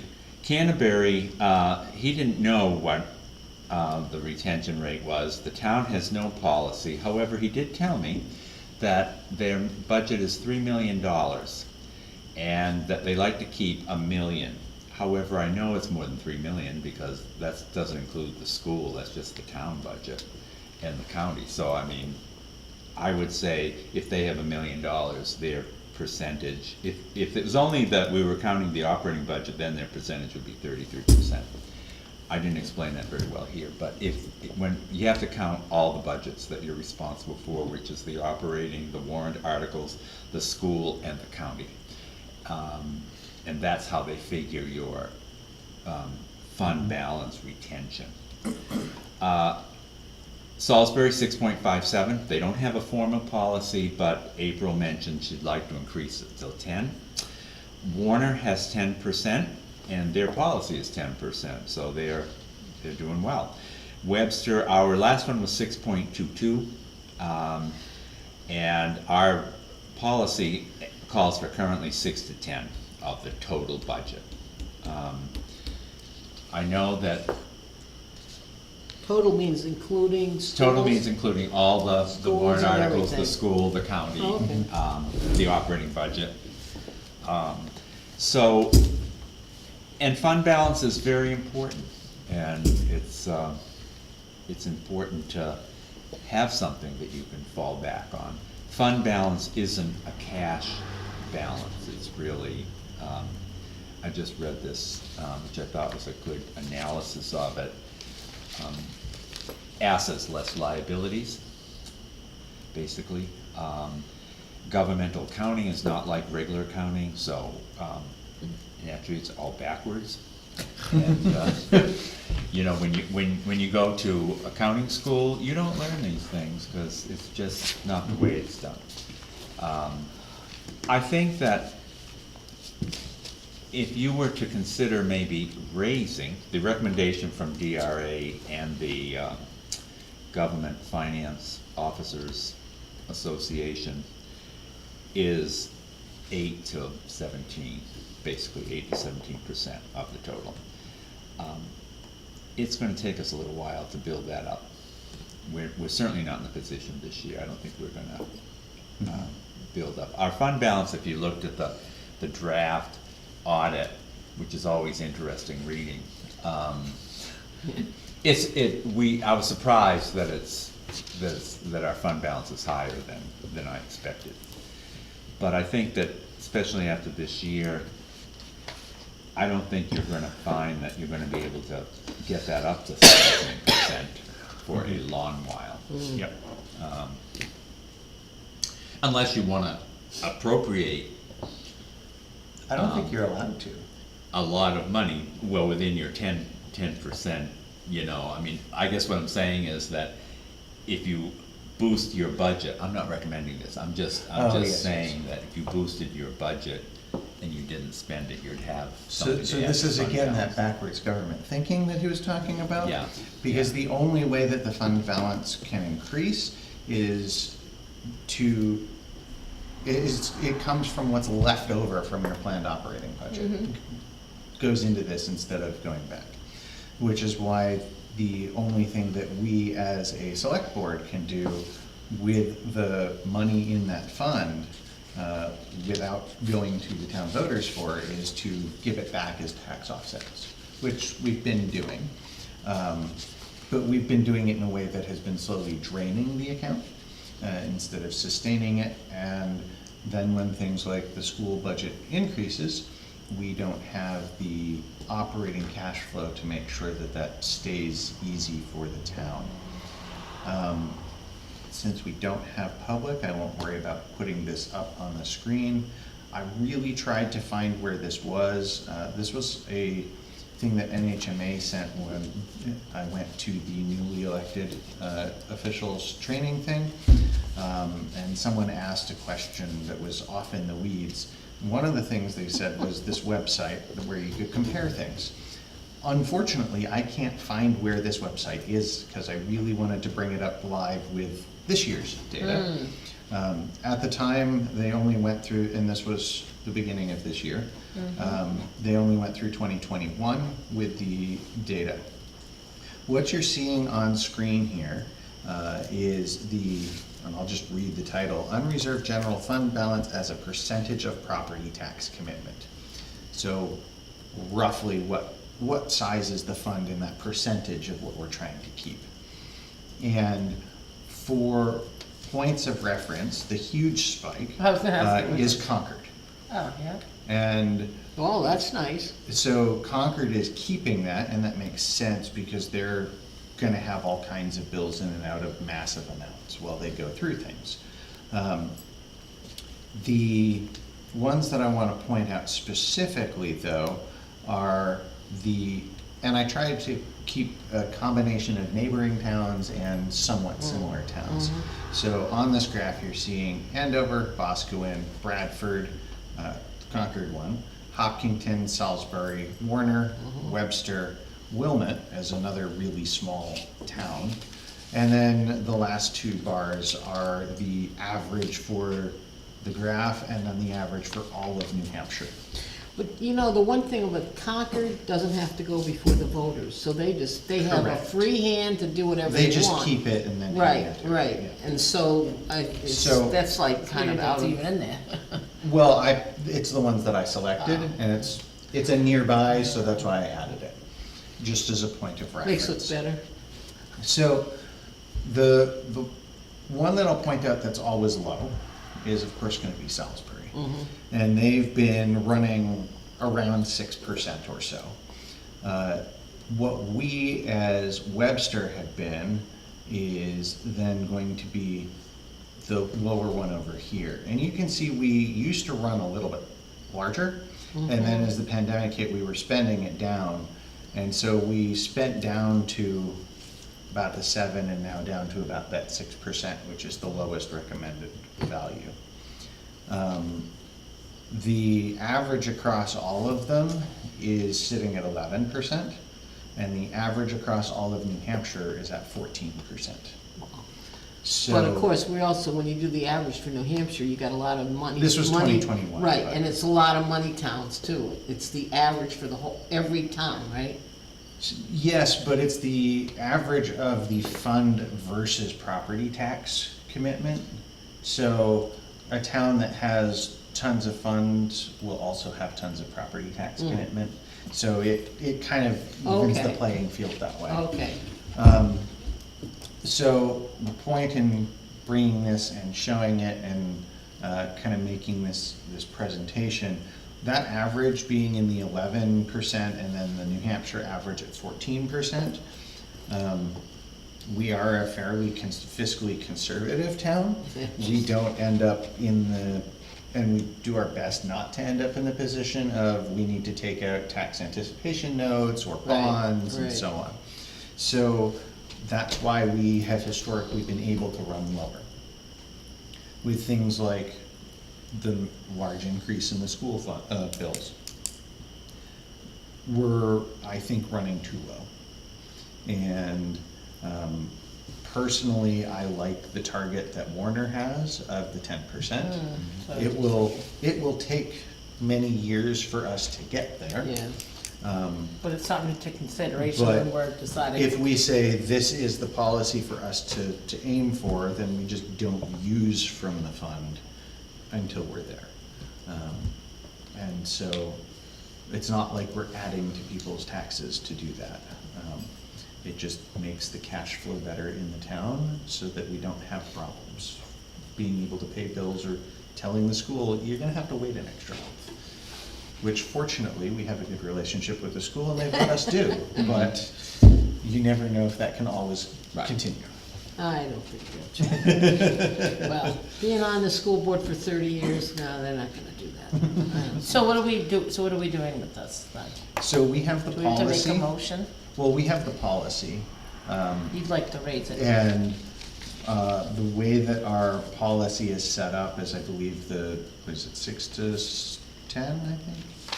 6 to 10, yeah. And so the general recommendations is that 8 to 17 for overall to everybody. I think we should kind of target try to keep it within the 10 to 12% range. I think we're much further open now, and maybe that there's benefit to leaving it further open for the future, but it's also a policy that we can look at each time, in successive years if we need it to go up. So why not strive for the 8 to start out? So It's a big guess. my concern and the reason that Mainly the school. originally I thought about the 8 making sense, but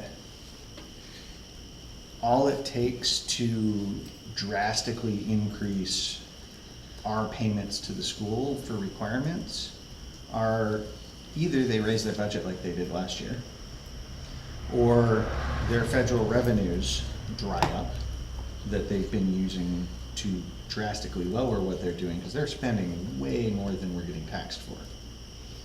But not all of that funding is perpetual. A lot of it is one time or 2 years, et cetera. So if any of that dries up, it goes up drastically. Or, since the way that the agreements are stated, it's based on, a lot of it is, in all the operating budget is based on tuition. So if 2 or 3 more kids from Webster go than have been going, we owe a lot more money to the school. So Okay, that's why I think aiming for 10 makes sense. okay. And then hopefully we also don't have to touch the policy, because it just makes sense going forward. But But you wanna jump it to 10 from From 6. 6.22? so Time. what you do is we set the policy that we're aiming for 10 to 12. And that means, we can't fund that policy. So it's not that, we're gonna say, give us the money to go to 10%. It doesn't happen that way. It's eventually, probably in 5 years, we'll get to the 9 or 10% mark. Yeah, all right, so that makes sense more than, And then at that point, we start off setting taxes again. So do we need to make a motion? I think it would be that we would get an updated policy document to sign. Maybe there's a motion at the same time as doing that? I think that it would be great to have both. So if you did a motion maybe tonight, and then I will prepare an updated policy and have you sign it at a subsequent meeting. Okay. How about that? I make a motion. My memory's like my fingernail. To raise the fund balance percentage to be between 10 and 12%. Well, Set- raise it and set it at that, for this year? To set the policy. set the policy. But that doesn't mean this money this year, No. okay, None of this is added tax. okay. So to increase, To increase. to strive to increase the unassigned fund balance between 8 to 12. 10 to 12. I'm sorry, Right. 10 to 12. I must agree with And I that. would second that. All in favor? Aye. I'll try to polish up on these, motions. Okay. As someone who went through that, practice makes perfect. Yeah, right, well. And it takes a lot of Yeah, I, Dave, because of my disappearance, I have another code enforcement Oh, issue okay. that I'd like to bring to your attention. Mhm. I drafted a letter. I think that was in our packet, um, right? That was in the packet. Oh, it is? And I was wondering if you Oh, were was that the ready to sign towing. it. Towing, okay. You would ask me to write that at the last meeting. And for once, I actually did it. Oh, you're very good. That's because Russ makes me. I said I would do it today, but you just did it while on Friday. I said, oh my God, he's up taking a day off. Can you imagine? It was my birthday. Oh, all right, that's what they all say. I know. What, cause you're celebrating a year younger? I wish. Yeah. I read it, it sounded I good to just me. made it feel better because I did Oh, it with this my time? grandmother. Yeah, so that'll be a sign. Pen? You need a pen? Yeah, why not? Yeah. I Gave can you dig, some but pens, it- some pens. I thought you had Oh, I one can, next here, I to can you. take mine. my pencil, I know. She can hand it back to me. We work Are out you well. sure that she's Yeah. gonna give it back? I Yeah, know she right? will. I know she will. Watch it, I'll give you my hives. Code enforcement issue. Hives. Well, I had, I Sure it's not had a, poison ivy? hold on, I had a caterpillar. There's no, well, it was, I think it was a caterpillar landed on my shoulder. I was sitting there and I did one of those, right? Yeah. And it was powder, and this is no lie. Ah. Is it weird? Have you ever heard of this? Well, anyways, and then I'm sitting there, and, I'm sitting there chatting with my family, I'm starting to go like this, I'm like, what the heck? And so, yeah, so I didn't think it would be a good idea to take Benadryl before I came. Yeah, no, Because you don't want to somebody see said it. maybe you should wear sunglasses, because I've been up since 3:30, so. You're kidding, you've been- No, that's like, Been itching that much? not that bad, no, just, I wake up that early. Oh my, So sometimes if I sit over here and yawn, please, I'm not bored, I just try not to. wow. Did you talk about the transfer station? No, No, we did No. not. You were the one at that meeting. We just had him do the one code enforcement one that he knew about, so yes. Okay, next all will right, be I the just wanted to, transfer Station. I'm sorry, I'm a So little out of please. sequence. Take it away, Dana. So I met with Neil and I had drafted, I think I'd shown you that before, what I had drafted as per your suggestions. And as it turned out, it was very similar to what the Hopkinton Select Board. oh, cool. So, we used a little of their verbiage that really was the same as my verbiage, only I said it better, and vice versa. So this is what Neil and I came up with. We've agreed that this is what we're gonna present to you. And you have a meeting next Monday evening at 6:30 in Hopkinton to talk about this. Oh, it's in Hopkinton. Yeah. That I didn't realize. Okay. That would be fun. What was that? If Dave didn't know it was an opportunity, he shows up to town hall and no one's here. Yeah, really, that's scary. Okay, that is definitely good information. Did it, sorry? Yeah, September 11th in Hopkinton. Okay. 6:30, yeah. So if there's any comment you had on it, or,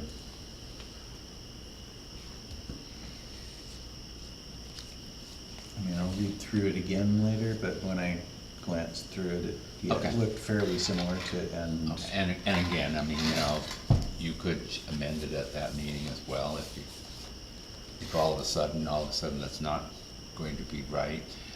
They were very amused that, we both had the same idea on the refuse committee, and, 6:30, you said, right? 6:30, yeah.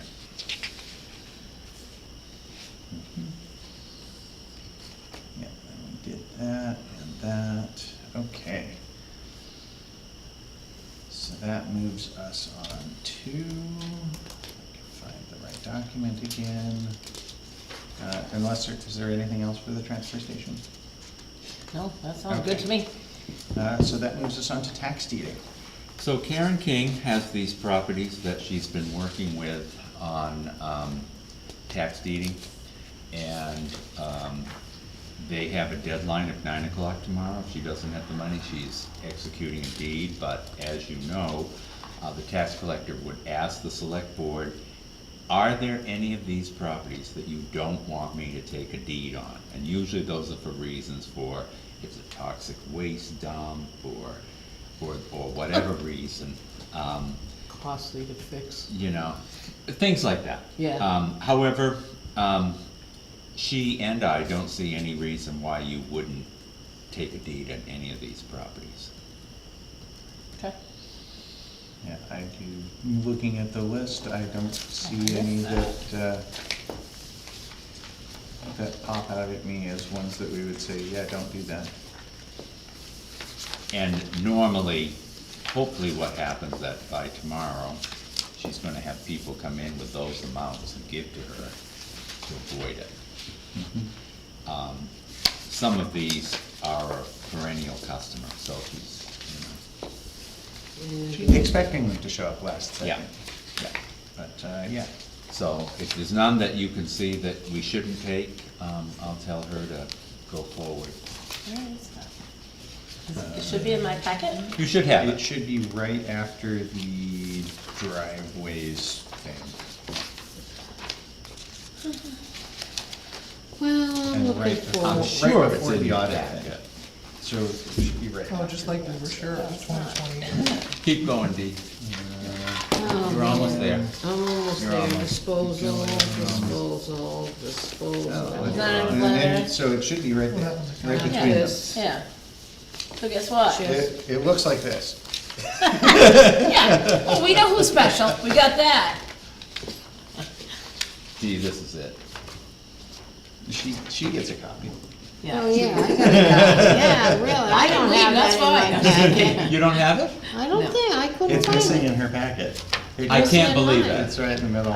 Yeah. But yeah, it's Oh my God, good help is so hard to find. just six properties. Sorry, we'll just defenestrate. The About, window's right over there, I'll guide you over. You know, it'd be a day, that would be a relief. 6 properties, a total of somewhere around, give or take, $20,000. Yeah, I think it's 22,000 something. Okay, so is it something we have to sign or something? I don't think there's, well, no, because basically it would be if we wanted her not to deed Okay. them, and then if they don't pay by the date tomorrow, then she will prepare the deeding and then we'll get it to sign. Oh, yeah. Wow. So, I could see him paying the $361, but some of these other ones. Well, a lot of you know, money. it's You want to kind see of, and I numbered them so I wouldn't bring a name into it. No, no, that's but- good, no, that's good. But, you know, it's easy enough to find out, but Right. the $300 one, I mean, I don't understand, this is a very nice house. You know, I mean, $300 is a lot of money, but it's not a lot of money. No, it's better than No, no, 3,000 right. at grocery store. Maybe they're just forgetful. yeah, I or spend a who lot knows? on groceries. Yes. And I know my groceries are pretty cheap compared to most people. Yeah, Right. Frugal, Dave, frugal. Remember, that's what we're My calling wife's it. theory, she says, she only pays things that either people can take away from you or shut off. Other than that, she says you're on your own. Okay, so that brings us to the audit representation letter. Yes, Which is always the same letter when you have. it's a We all boilerplate sign. letter. Yeah. I'll give you that just in case, but that was, her presentation for Little. Oh, Hill. thank you, thank you. She handed it out, but Yeah, I that's. guess only one copy, so. Okay, perfect. So this is basically the annual, this is the end of the road before we get the final audit. Excellent. And it needs to be. I'm sorry, I'm gonna interrupt Yeah. 1 second. Since you presented this, do we need to do anything with that? No, they just wanted, he wanted you to see where it was. Okay, That so it's there's kind one of a- case that they're taking to civil court. Okay. So I'll consider it as part of a department head report from the police, and it's just a summary of the dog license actions that have had to happen. And one resident didn't pay and will appear in court on September 11th. No dogs were seized or held. No dogs were seized or held. Yeah, we didn't have to send our dog catcher. Yeah, right. Thank you. So this is just a boilerplate letter. Usually Dave and I sign it. Perfect. So, Dave, if you'd like to sign it, wonderful. So, I wanted to cover a couple things that they Oh, I was afraid you'd. put in their draft cover letter, or is that not associated with this enough? Oh, no, ask any question you want. So, in the draft cover letter, they point out that there's a few policies that that we should have and should work on. Yeah. And I completely agree, and I know I've said that before, and also tasked myself with starting some of it, and it's still not there. So the two that I've kind of tasked myself with in the past were the IT security policy and the backup policy. I know we've had the topic of a general IT and/or network use policy, which probably would have covered the security at least. But I don't think we really did anything with that, even We though haven't looked at gotten some far stuff. with this, and I think I think that, I agree, it's a very important thing to have. Primex also now has this cybersecurity, which I think they can help us quite a lot, but I would appreciate your help in helping me pull that together, because I agree with the auditors that it's necessary. So if you can ask Primex if they have any like boilerplate that we should look at to start with for that, I that will would do. be ideal. The other two that they point out are a change in management policy, and I think that would be awesome to be able to hand either a newly elected board member or a newly hired administrator, should either of you leave. But that it seemed more like a handbook than a policy, so maybe I'm thinking of it incorrectly. What did they say, what's The change in management policy. So should it say in large friendly letters on the cover, don't panic? Yes, absolutely. And then the last one that they mention is the financial close and reporting policy, and that, I don't We understand have, I mean, that one thing that they have mentioned, and we have had a great deal of problems with the software. And again, I agree with them that training would be great. Okay. When I looked into the training, for just one thing, it was like $1,700. Oh, jeez. And I think that we have learned the software a little better. The software is very, Oh, that's expensive. it's, what do I want, what's the word? It's very robust, but it's also very detail oriented, and if you don't have the right dates, and I think that both Wendy and I have had trouble sometimes making sure that we've got the right dates, so that when we give the auditors the trial balance, that it balances. And that was the issue we had this year. The trial balance went to them, it wasn't balanced, so he sent it back to me. And so I balanced it. But, you know, so it's not terrible stuff, but it's stuff that I wish we utilize our software more. So, anyway, I've said a lot of words and haven't said anything, but I guess I guess that I think that at some point, training would be very helpful. And I don't even know if I'm the person or if Wendy's the person to expend that money on. I think you're thinking if, I'm thinking of the future. that's right. Yeah, and Right. but it's something to keep in mind. I think the auditor has a good point. Well, Russell. The other issue, yeah, I've already screwed up Russell's training, so. Oh. That already happened. We've already done We that. both I think it's- sent me for training and, Apparently I never signed him up and now there's a wait list, but Oh, although nice. you could get a message any day that they fit you in and you would hate that, but that's okay. I mean, we both probably. The other thing they did mention, and they've mentioned it a couple times, is a few other things that happened was they would like us to have more employees so that we, have the coverage. More hands touching things for the Yeah, process of more accountability. dual control, and that's impossible.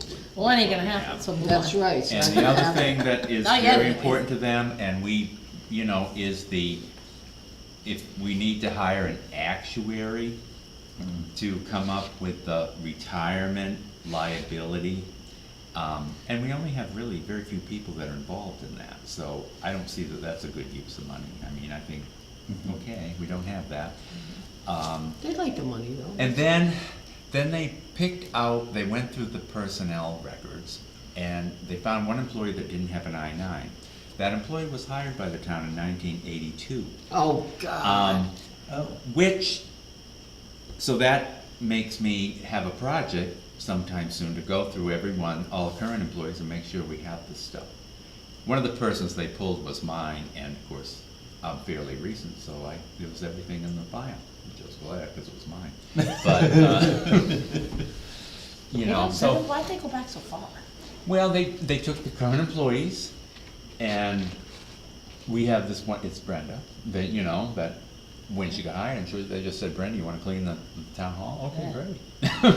Oh, I got it, so then, yeah, but- well, that's an easy fix. So, that's an easy fix. I think those are really the biggest.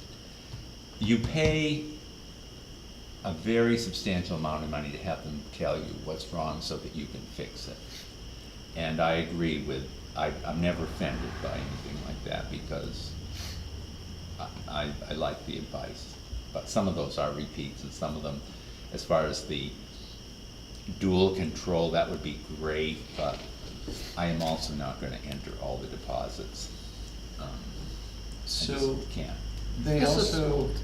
say, in the general fund bank reconciliation portion, that there's two sets of funds from years past that they say are inaccurate and need to be removed.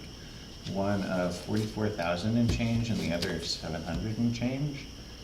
Can you comment on that at I would all? love to comment on that, but I'm not quite sure what they're referring to. Okay.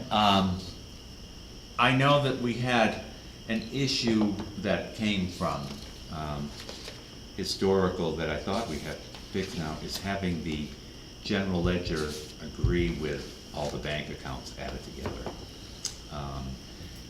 I'll follow up on that. I honestly don't know what they mean. We do have a lot of checks that, and I talked to Teresa about this, and this has nothing to do with her, but that people haven't cashed and we need to write them off. Didn't Okay. somebody say that all three select persons had a checkout that never got cashed? I thought somebody told me that. Oh, I don't think so. I would find that intriguing since I get direct deposit. Oh, okay. Well, I don't, but I just wondered why she said that. It was a long time ago. Oh, really? Yeah. Well, I don't know. I know we have a list, and I certainly can go through that list and see if any Yeah, if we're on select there. board is on there. Shouldn't be. I try to these cash are- all my stuff, but on the other hand, I get so many interruptions, things- anything can happen. Things got lost, it's, we have a lot of outstanding checks from the fire department on call. Oh, And they take a while sometimes to cash their checks. It's I'd like like my to see mother if never my- used to cash checks, and so that I'd be depending on her not to cash it, cause I'd need to. And by golly, she'd go to the bank with like 18 checks at once. So you're gonna look and see if I have anything left? I will. Thank you. I will. appreciate that. I don't think I have, but who knows? I don't think you do either, but if I can No, find it something for you does. in our unclaimed fund Yeah. balance. Okay. Right, yeah. And so of course they go through a whole bunch of the like Gatsby things. There were two that were interesting to me and I wanted to ask you about. Mhm. One is that since we have several different IT subscription arrangements from support through backup and cloud services, they mention looking at Gatsby Statement 96 as that specifically is addressing those topics now. Mhm. And so I wanted to see if that was something either easy to implement or helpful for us going forward. I have to refresh my memory what Gatsby 96 is, because believe it or not, I haven't memorized these. Well, it was something that I guess they just, Yeah, you know, it's fairly new, I put think. out and so on. But I'll research that. And then, the other one is Statement 100, which was the last one that they pointed out in there. Based on their description, sounds like it changes how adjustments are done for like end of year and so on and so forth. Mhm. So I just wanted to point that out and say, please make sure that any changes to practices or policies going forward, that if we need to do it, please make sure we Okay. know to do it. Okay. Can do. All right. Anything else on audit? No. All right. No, I think the audit went well. I'm glad, Is this the? That's something. Yes. you know. Which one am I supposed to sign? You can sign the left side, and I'll print your name if you Okay. don't want to do that. I'll let you do that so they can read it. Yeah, really, jeez. Oh, my God. Yeah, there's gonna be a day when they're gonna say, so who's your chair? And I'm gonna, the Alzheimer's study, I'm saying, I don't know. Thank you. Okay. So that moves us to correspondence, unless there's any other business that has not been mentioned. I don't think so. The correspondence, you've already dealt with the police, that's the only thing I had in there. Okay. And of course, I'll just make note that we did get a couple pieces of correspondence related to the Little Hill Road, which are on record if You're right, needed I for put those in anything. the appointment. Basically in support of, yeah, please fix the road, but leave it at that. Yep. Our illustrious public doesn't appear to have anything to say. Any other comment on anything from anyone sitting here? No. All right, so that moves us on to approvals of minutes and signing of documents. Have you all had a chance to look at the minutes? Minutes look good to me. Mm-hmm. All right, does someone want to make a motion? I'll make a motion, we accept the minutes of, I'm not there. August 21. What was that? 24. August 21, yes, thank you. As written. As written, yes, I will. I second that. I was just thinking about making the motion, thinking, oh, good, I'm not the other one. All in favor? Aye. All right, and that moves us to signing of documents. Okay, so we have the payroll, and I have the accounts payable. And I have one in here that if you tell me to take it out, I will. I thought it was appropriate to make a donation to Merrimack County Oxbows in memory of Les Silver. Les has worked for the town, not really since I've been here, but he has in past years helping Brenda with custodial. Yeah, that's So I thought nice. it was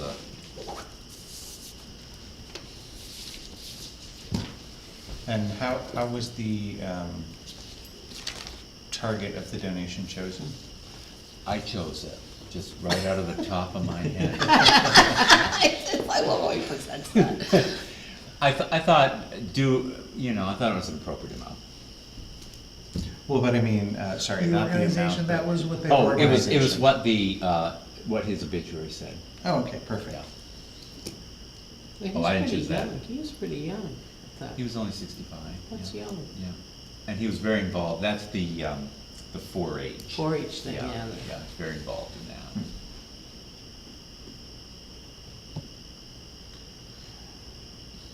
expensive sink. Expensive sink, And they have a leaky sink. we bought a sink. No, we had to have the plumbing under the sink fixed, Ah, and things are terribly expensive. Is the Eversource payment a welfare Yes. payment? Okay, Yes. I thought so by the way that it was Yeah. done, but. You can't use our credits for those. Nope, nope, and it's my last one too, so that's good. Which thing is Gauls? That is the police department uniforms. Okay, perfect, thank you.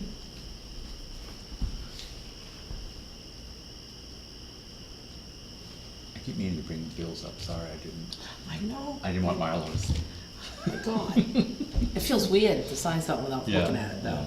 I know, I tried to remember to bring it. And we keep paying these VHB people and the treasurers of the state of New Hampshire. I don't quite get it. And the Treasurer State of New Hampshire is the bridge again, and that is the mitigation, because, you know, for the tsetse fly that we're, you know, Oh, taking this geez, home. that's right. So we're gonna buy him a new hive. God. As well. Every time I hear from Greg, I'm like, oh, God. I know. All right, is there anything further for us? No. No, not from Do you. we need a non-public for anything? You don't. I like that. Then I would make a motion, unless there is something else from the board, to adjourn this meeting at 8:55. Second. All in favor? Aye. Aye. Go stop the recording. I will get up. Okay. Hardly want to, but I will. That's very nice. All right. Hey, I have a question for you. You know those big trees that are in the river? Yes. I wonder how we can get them out of there. That would make good firewood if somebody could do it.